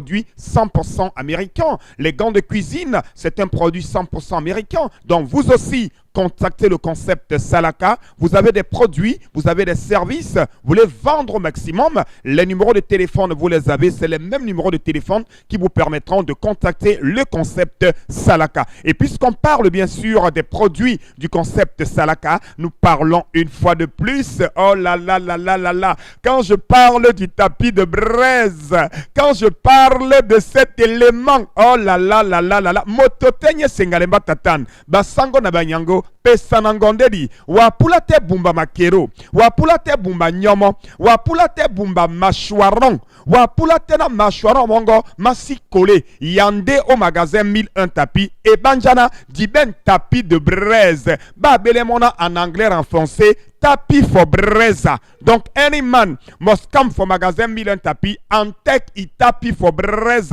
Because this tapis for braise, when you debon makero, when you debon machouaron, you debon sep dog fawolo, you debon sep cow meat, sep mouton, sep saucisson. This tapis de braise, it give fine goo for your fish. They call them say tapis for braise. Na only magazine 1001 tapis they sell them for Cameroon and Africa. Numéro de téléphone, you go get them just now for écran. Just call and commander ya tapis for braise. Motote biyon yando magazine 1001 tapis. E banjana mangolo mais au magazine 1001 tapis na tapis for braise. Alors le prix, il est de combien? Il n'est pas de 40 000, il n'est pas de 50 000 ce tapis de braise. Il coûte moins de 10 000 francs un tapis de braise qui vous permet d'avoir de l'économie, qui vous permet d'avoir assez de clients, qui vous permet de repartir content. Et ce matin, c'est la fin du mois de mai. J'ai un salaka spécial à l'endroit de tous les clients qui vont venir au magasin 1001 tapis, qui vont acheter un tapis de braise. Dès que vous êtes au magasin 1001 tapis aujourd'hui, je vous donne gratuitement 1 kilogramme de makero Oya Oya.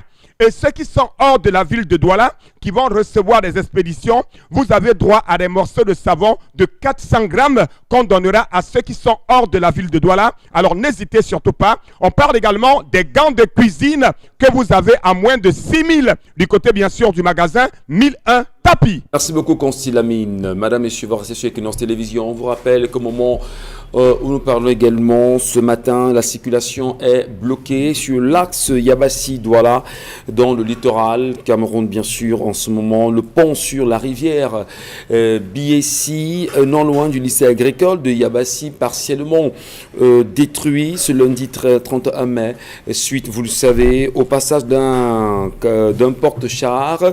La circulation est interrompue de ce côté-là entre le département d'Unkam et le Vouri.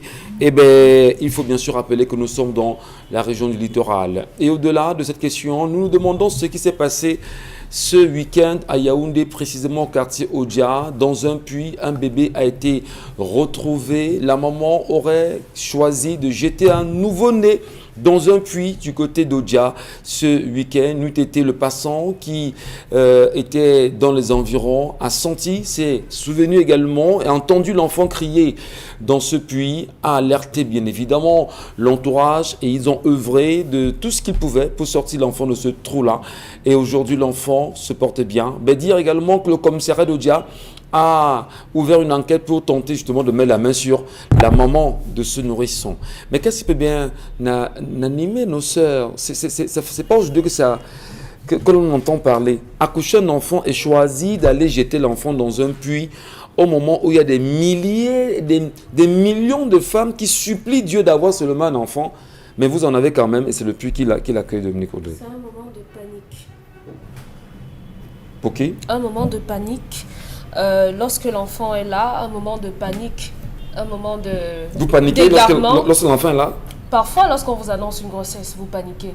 C'est pour ça que vous retrouvez certaines, malheureusement, qui se feront avorter et après qui regretteront de l'avoir fait. C'est que parfois, on se retrouve, sans vouloir justifier, parce qu'on connaît les gens, parfois on se retrouve dans des situations où, si on n'est pas bien entouré, si on n'a pas la tête sur les épaules, on va paniquer et on va commettre malheureusement l'irréparable. Et il sera tard le moment où on va reprendre ses esprits et retrouver son sang-froid. Donc, comme je dis généralement, lorsque vous décidez de jouer sans sous-vêtements, sachez qu'il y a des conséquences. Et avoir un enfant, gérer un enfant, ça implique un certain nombre de choses. Donc, beaucoup n'ont pas la maturité nécessaire pour savoir que lorsque je me lève le matin aujourd'hui, je ne me lève plus simplement pour moi, mais je me lève parce que j'ai une queue désormais. On va se retrouver à faire ça, mais la meilleure solution dans ce cas, c'est au moins de laisser cet enfant devant la porte de quelqu'un, au lieu d'essayer de tuer l'enfant. Ça sert à quoi quand même un trou, un puits? C'est pas aujourd'hui qu'on entend parler de ça, Isabelle. D'autres jettent dans les poubelles après avoir tué. Est-ce qu'il ne faudrait pas taper quand même sur le doigt des mamans qui nous regardent ce matin et c'est quoi? Est-ce qu'on est animé par un esprit satanique, diabolique? Moi, je tape d'abord sur les doigts des hommes. Parce que là, vraiment, je prends le problème à la racine. Ouais. Oui. Donc, je commence d'abord à taper sur les doigts des hommes. Il faut que les hommes arrêtent de mentir aux femmes. Parce que c'est ça, justement, les conséquences. Il faut que les hommes arrêtent d'être malhonnêtes. Il faut qu'ils apprennent à avoir un langage cohérent. Vous aimez une fille, vous l'aimez pas. Vraiment, passer à autre chose. Mais est-ce que c'est pour autant que vous faites un enfant? Michel, écoutez, j'ai dit je commence par la racine avant d'arriver là où je veux arriver. Donc je commence mon propos en disant que vraiment je tire d'abord sur les hommes parce que ce qui arrive, quand vous remontez, vous comprenez que c'est l'homme qui est à l'origine. Non chérie, tu es mon centre de vie et tout, j'ai besoin qu'on fasse un enfant et tout ça. Vraiment, je ne peux pas t'épouser, tu ne m'as pas encore fait un. Je ne sais pas si tu peux procréer et tout. Tu sais comment ma mère est. Non, si tu n'as pas encore d'enfant avec moi, vraiment, on ne va pas rester que toi et moi, on se mettre ensemble. Permettez. Tellement de sons de cloche. Vous vous retrouvez avec des filles, une fois qu'elles sont enceintes, vraiment, le père est porté disparu, elle commence à faire des crises et tout ce qui va avec. Je ne justifie aucun acte, mais je dis, il faut d'abord que les hommes apprennent à être sérieux avec eux-mêmes, sérieux avec leur sexe. Je le dis toujours, que les hommes éduquent leur sexe, c'est très important. Maintenant, pour les femmes, il n'y a aucune situation qui peut justifier cela. Si vous décidez de prendre votre période féconde et de l'offrir à un homme, assumez tout ce qui va arriver. Ou à défaut, vous vous préservez en cette période-là. Maintenant, si vous êtes déjà enceinte, vous assumez votre grossesse jusqu'au bout. Il y a Annie Anzoué qui dit « Garde ton bébé, il va te sauver un jour. » Quoi qu'il en soit, ton bébé un jour te sauvera. Très bien. N'oubliez jamais. En même temps, on espère que le conseil a été entendu ce matin par toutes celles qui nous regardent et qui se retrouveraient dans une pareille situation. Non, on n'a pas besoin. Vraiment, Michel, as-tu revu des réseaux sociaux? Non, mais c'était pas une question. Est-ce qu'on peut y aller pour la revue? Est-ce qu'on peut y aller pour la revue? C'est l'heure de la revue des réseaux sociaux. On rentre dans la revue des réseaux sociaux. On y reviendra. On n'oublie pas. On met en suspens, hein, ça ramène. On reviendra. Allez, la revue des réseaux sociaux. Non, Michel, on s'est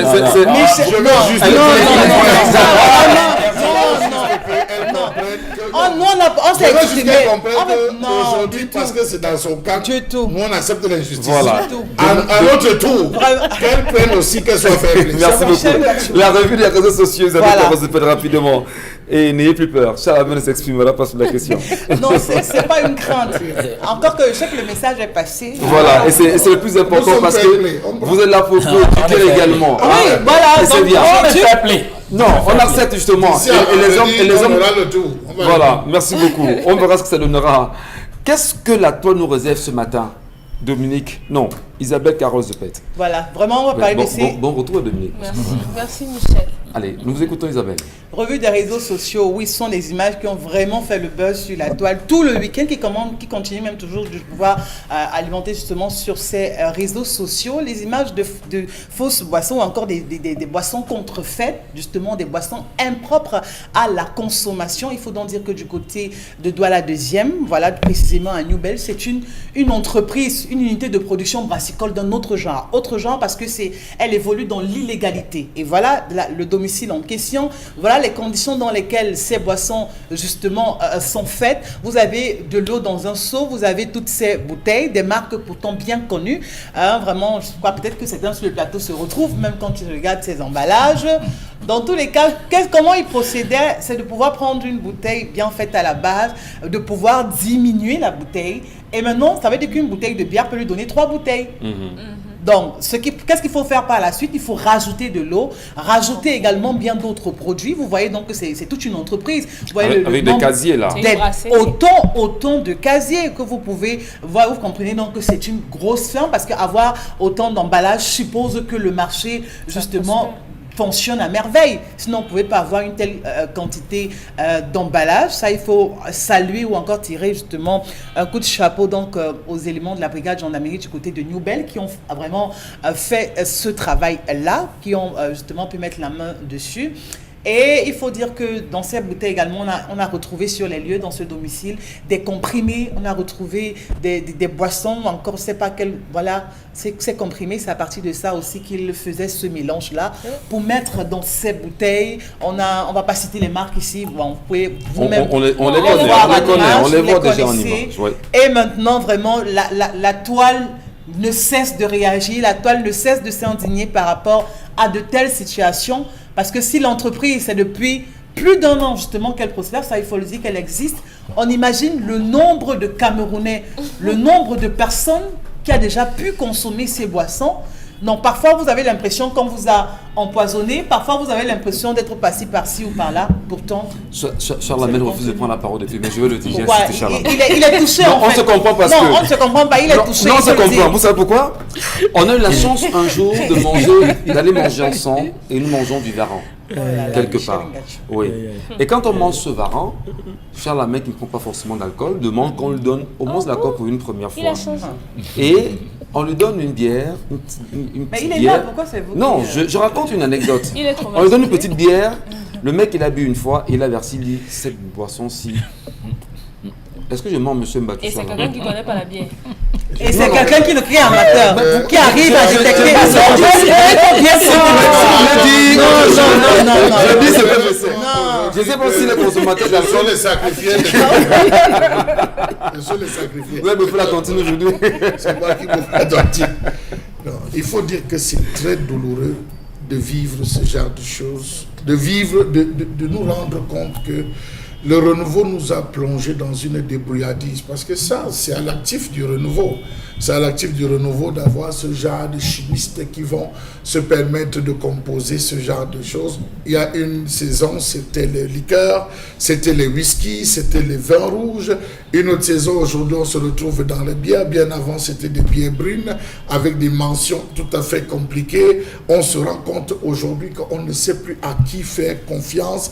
Est-ce qu'on doit faire confiance au tricycle qui vient livrer? Est-ce qu'on doit faire confiance au camion qui fait livrer? Est-ce qu'on fait confiance au dépôt qui s'occupe de la livraison? Est-ce qu'on doit faire confiance au barman qui nous sert? C'est autant de questions désormais que le consommateur est appelé de répondre avec à la fin un mot, est-ce qu'on est obligé de boire?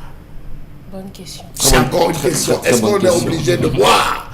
On peut décider de ne plus boire face à ce genre de choses. C'est vrai que ça ferait une mauvaise publicité, mais nous sommes appelés à cela parce que depuis qu'on a vu les conteneurs qu'on a arrêtés sortant du Nigeria avec des boissons bien précises, l'entreprise brassicole en elle-même ne s'est jamais levée pour faire un communiqué, encore un point pour expliquer. Depuis qu'on aborde la question de ces différentes bières aux multiples goûts qu'on retrouve, il n'y a aucune de ces différentes structures qui a pensé faire une sortie. Monsieur Michel Ngachou, je crois qu'aujourd'hui, aujourd'hui, c'est une interpellation forte qu'on devrait faire au gouvernement. Nous avons des gars qui sortent des différents lycées techniques industriels, qui sortent et qui ont appris la fabrication du vin. On les apprend cela dans ces différents établissements. Les lycées techniques, qui font chimie, on les enseigne, ils savent faire du vin, ils sont allés. Sauf que le problème qu'ils posent, c'est qu'ils n'ont aucun agrément, ils n'ont aucune autorisation pour pouvoir exercer. Vous avez des gars réellement qui sont sortis. Il y avait M. Michel Gatchou, il était sorti du lycée technique de Colbison. Lui, il nous composait au quartier. Il nous composait au quartier des whisky. Il faisait fermenter. Et nous, on n'avait plus besoin d'aller au bar. Nous, on gérait nos affaires. On lui passait des commandes. Pendant qu'on les exploitait, et c'était bon. Ça s'appelait le coutou-cou. Monsieur Michel Gatchou, jusqu'à ce qu'on mette la main sur lui, qu'il se justifie, qu'il ait sorti, c'est des expériences.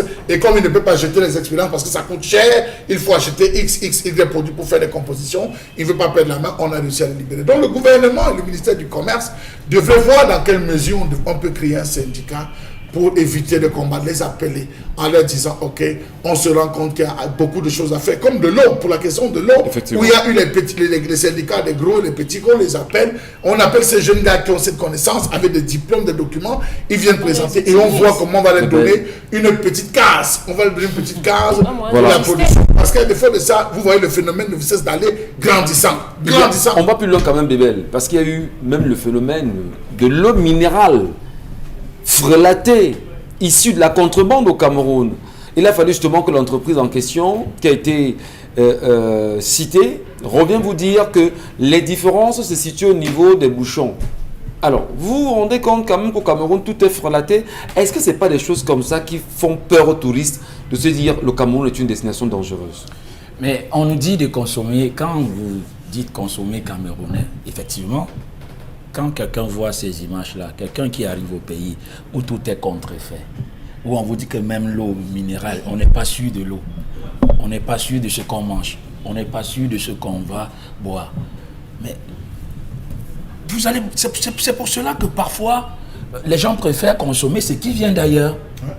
Ouais. Voyez un peu, vous êtes Camerounais, vous ouvrez, vous fabriquez, on consomme pas vos produits, on consomme, on fait plus confiance à ce qui vient d'ailleurs parce qu'on n'est pas sûr de nos propres produits.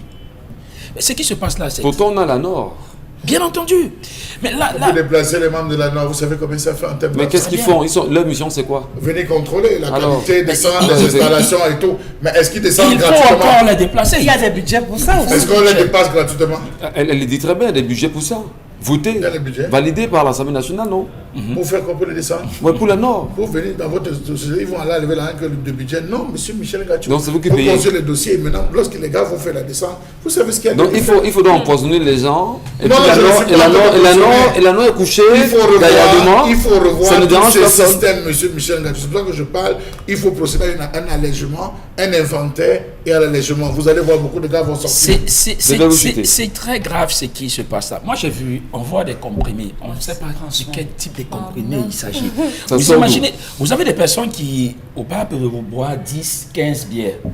Si dans chaque bière, il y a ces comprimés, vous savez combien de doutes le drame, c'est que c'est des bières qui aident à faire mousser, c'est des bières qui vous amènent à avoir la sensation, qui vous amènent à avoir la sensation que la bière vous a saoulé. Voilà. C'est les effets de la bière, en fait. Oui, mais là, c'est des drogues. Les effets de ces comprimés-là, ce que nous voyons à l'écran là, on ne sait pas. On ne nous dit pas. C'est pour cela qu'on doit communiquer dessus. Parce que là, franchement, il faut ouvrir une enquête. Charles met pas des entreprises, même brassicoles, qui justement ont la licence pour produire ces produits-là. Mais là, aujourd'hui, aucune sortie. Aucune sortie. En principe, ils devraient être les premiers à s'indigner. Surtout les directeurs de ces marques. Est-ce que les consommateurs d'alcool, depuis le week-end quand même, on le se met tranquille, Dominique Audrey? Parce que ce qu'on voit à l'image, ça fait peur quand même. Quand j'ai vu le reportage d'Isabelle, j'ai pris une bière. Une de ces bières, et dès que j'ai eu mal à la tête, je me suis dit non, je suis tombée certainement sur cette bière-là. Le risque aujourd'hui, c'est que les consommateurs de bière commencent à développer une sorte de psychose dans leur tête, parce que Charles Hamel a établi une sorte de chaîne.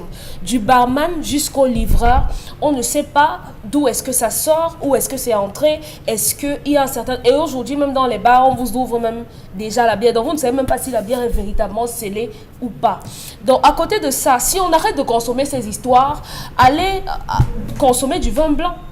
Un peu comme tout simplement. Aujourd'hui, moi j'achète 10 litres pour une semaine. Les barman. Sauf que ce que vous ne savez pas, c'est aussi qu'il y a des personnes qui vont mettre une quantité impressionnante de saccharose.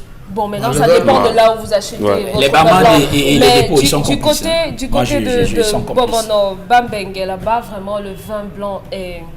Vous avez au moins ces chances-là. Mais on est quand même en dessous de mon dos au Cameroun. Face à la situation qui est devenue très inquiétante, est-ce que les entreprises brassicoles ne devraient pas vraiment faire des réactions pour se justifier, au moins pour rassurer les différents consommateurs aujourd'hui? Que dire des associations justement impliquées dans la consommation, qui sont en réalité censées interpeller les uns les autres sur les produits que nous avons à notre disposition? Mais surtout, que faire aussi le réseau national des consommateurs? C'est important de le dire. Face à la prolifération des boissons frélatées aujourd'hui au Cameroun, il est important de se poser ces questions, madame, messieurs. Merci de garder le bon cap sur Equinox Télévision. Isabelle Carole, vous chutez avant qu'on rentre dans le deuxième sujet? Oui, tout simplement pour dire que je crois pour ma part que les entreprises brassicoles gagneraient à davantage levier, à davantage permettre à la population de pouvoir détecter le bon du faux, de pouvoir dire, ok, d'accord, face à une bouteille d'alcool, veillez encore... prêter l'attention, peut-être au niveau de la capsule, peut-être au niveau de la bouteille, peut-être au niveau de l'emballage, peut-être ajouter encore un autre dispositif. C'est des dépenses qui rentrent dans quel compte? Non, mais c'est des dépenses qui permettent de pouvoir sauver des personnes. Monsieur Bachou, mais moi je crois que parce que là, c'est des dépenses utiles quand même. Il faut sensibiliser les consommateurs. Parce que dites-vous bien que ces personnes qui voient ces bouteilles, une personne qui était habituée à boire, je ne sais pas lequel de ces produits, aujourd'hui aura une réticence à pouvoir consommer ces produits. L'entreprise est en difficulté, ça il faut le dire. C'est une contre-publicité qui vraiment...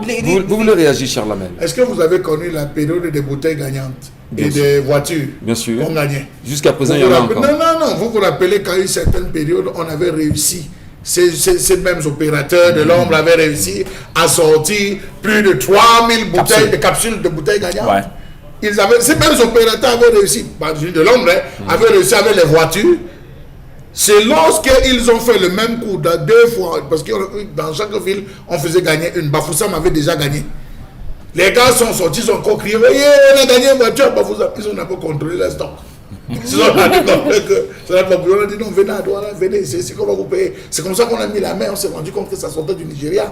Beaucoup de ces boissons, donc vous avez fait allusion ces derniers temps, passent par le Nigeria. Effectivement. Dans une certaine partie de ce Cameroun, on ne consomme que des biens qui sortent de là. Donc je dis, ils ont intérêt à faire un point, mais sachez que s'il faudrait faire des ajustements, que ce soit sur la capsule et tout, c'était cool. Les gars vont s'adapter.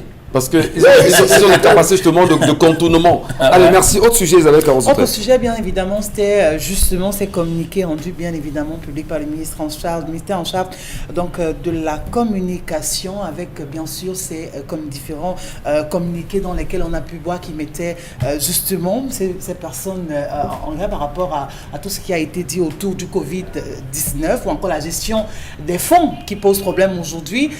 Voilà, et on en a tellement encore longuement parlé, voilà ces différents communiqués, mais il faut dire à la suite de cela, en prenant l'élément 3 avec le concours bien évidemment de la régie, en prenant justement cet autre troisième élément qui est toujours justement à propos de ces gestions de fonds Covid-19 où on a donc le président du FDC, voilà du Front des démocrates camerounais justement qui a Denis Emilien Atangana, qui a donc demandé au sous-préfet de Yaoundé 1, voilà l'autorisation pour une marche. Marche pourquoi? Marche pour pouvoir justement s'indigner de cette mauvaise gestion de fonds Covid et justement ils disent bien dans ce communiqué qu'ils marchent pour justement le départ, la démission du Premier ministre et de tous les autres ministres impliqués dans la gestion des fonds Covid-19. Rappelez-nous le parti. Le FDC, le Front démocrate camerounais. Le Front démocrate camerounais de Denis Emilien Atangana, avec qui d'ailleurs, il faut le dire, j'ai eu la chance hier d'échanger avec lui quand j'ai eu justement ce communiqué. Oui. Je voulais comprendre quelles étaient ses motivations réelles. Et d'ailleurs, je lui ai demandé, n'est-ce pas de la récupération politique, comme d'aucuns pourraient bien le penser. Et lui, en tant que président de ce parti, me fait savoir, Monsieur Ngathioum, moi je pense que c'est un problème sérieux auquel il faudrait que chaque Camerounais puisse répondre de son engagement dans la gestion des fonds Covid. Alors, parti politique, puisqu'il n'est pas le seul à s'exprimer, le MS en a parlé la semaine dernière. Est-ce que les politiques, Bébel, peuvent se lever aujourd'hui, les partis politiques dits de l'opposition peuvent se lever aujourd'hui justement et parler au nom du peuple, amener le peuple à prendre conscience que dans l'affaire, des gens l'ont croqué véritablement. Je parle bien des partis politiques dits de l'opposition, au-delà justement d'une marche qui est organisée comme celle de Denis Emilien Tangana. Oui, les partis politiques, mais au-delà des partis politiques, tout le peuple devrait s'élever et s'indigner. C'est plus une affaire seulement de partis politiques. Le Covid, ça ne touchait pas les partis politiques seulement, c'est tout. Société civile, partis politiques, religieux, traditionnels, tout le monde. Donc moi, je prends ça pour une récupération. D'ailleurs, je ne pense pas que le sous-préfet va autoriser cette marche. Déjà que le ministre des tutelles lui-même, le ministre de la Communication a commencé par dire il faut tenir compte de la présomption d'innocence. Comment voulez-vous qu'on marche pour demander la démission des gens qui sont présumés innocents, dont on parle déjà de présomption d'innocence? Moi, je ne vois pas le sous-préfet, je vois mal le sous-préfet autoriser une telle marche. Oui, parce que, comme le ministre de la Communication, René Sadi, l'a dit, donc, forcément, il faut encore attendre. Quoi qu'il faut dire, il faut rappeler aux Camerounais qu'on est sous un régime de déclaration. Hein. Ouais. Vous déclarez votre marche et vous mettez dans la rue. Maintenant, on est chez nous. Hein. Oui, mais en réalité, il faut rappeler ce peuple. Oui. Parce que ce que les sous-préfets font, c'est anticonstitutionnel. C'est aller justement à l'encontre de ce que la loi dit. Lorsqu'on déclare une marche, le préfet ou le sous-préfet s'arrange justement à encadrer la marche comme cela se doit. Ça, c'est dans une république normale. Voilà. Ok. Mais chez nous, franchement, le MSC, on a voulu marcher pour le NOZO. On sait ce qui est.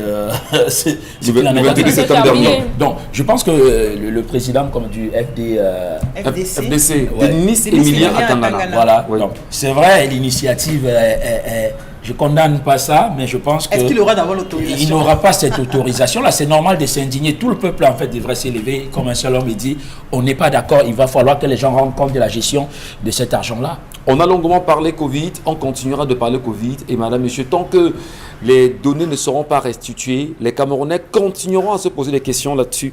Et surtout avec ce marché de 1 897 719 050 francs CFA, marché public lié bien sûr au fonds Covid-19, d'ailleurs qui aurait été restitué à un simple établissement. Voilà. Et les noms sont connus, hein, parce que ça fait bien sûr le tour aujourd'hui sur la toile. Et ce qui est quand même dommage, c'est que c'est des enfants des hauts commis, des richissimes, des gens qui ont déjà de l'argent. Et vous vous demandez pourquoi continuer de voler de l'argent? Quel est le but en réalité? Merci de rester sur Equinox. Consti Lamy est avec nous à nouveau ce matin. Et cette fois-ci, il va nous parler des collecteurs et des languettes. Alors, bien entendu, Michel Ngathioum, nous sommes une fois de plus de retour sur ce somptueux plateau. Alors, je tiens d'abord à donner un conseil à l'endroit de tous les téléspectateurs qui me regardent en ce moment. J'ai vu un élément tout à l'heure à la télévision Equinox qui montre des produits pas de très bonne qualité. Alors, chers téléspectateurs, votre vie, elle est importante, elle est capitale, elle est précieuse.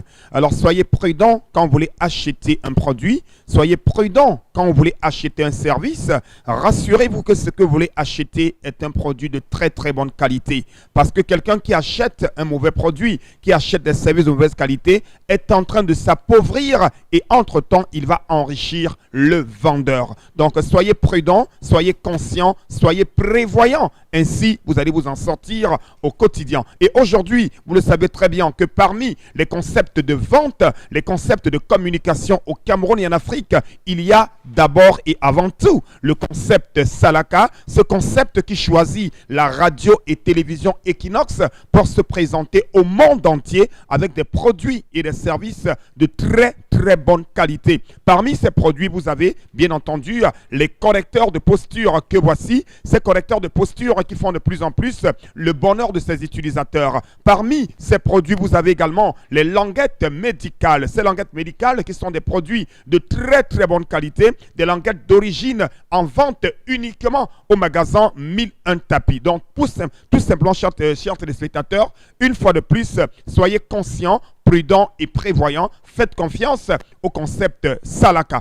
Alors je rappelle bien entendu ce matin que les languettes sont également en vente à 6 000 francs la paire de languettes médicales. Et pour le compte de ce lundi, vous avez en deuxième Salaka les parapluies que nous allons offrir aux premiers clients qui vont acheter une paire de languettes médicales ou alors un correcteur de posture. Parce qu'il pleut énormément sur ma Douala. Donc vous nous regardez à la maison, alors appelez tout simplement et commandez que ce soit la languette médicale ou alors le correcteur de posture et repartez avec un parapluie à 150 francs. Alors parlons donc du prix des correcteurs de posture. Vous les avez à 10 000 francs. Votre correcteur de posta, l'image vous l'aurez tout à l'heure à l'écran, ainsi que le numéro de téléphone. Vous avez un correcteur de posture qui permet de redresser le dos, qui permet bien entendu d'éliminer les douleurs au niveau du dos.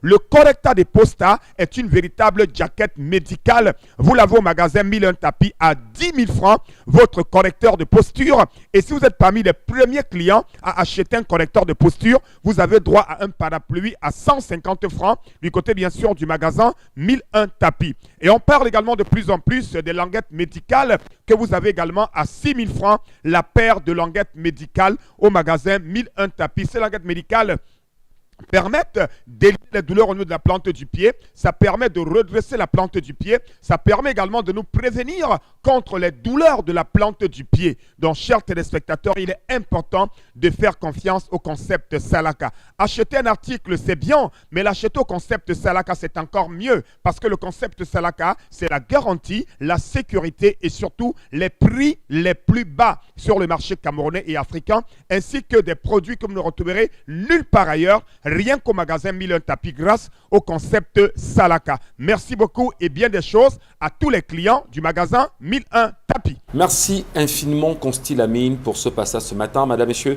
on va bien évidemment le rappeler. En ce moment, il y a une forte pluie qui s'abat sur la ville de Douala.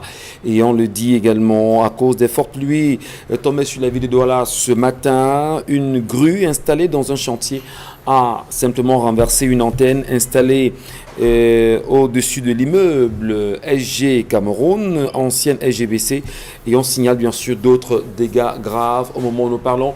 Et ceci nous donne bien évidemment de vous prendre encore rendez-vous demain matin lorsque ce sera 10h sur notre antenne. Merci Charles Membachou, Isabelle Carozopet, Sa Majesté Bébel, Dominique Odoyengel, à qui on souhaite encore un bon retour et surtout désolé pour vos congés qui ont été de très courte durée. Allez, à demain, 10h, avec le même plaisir.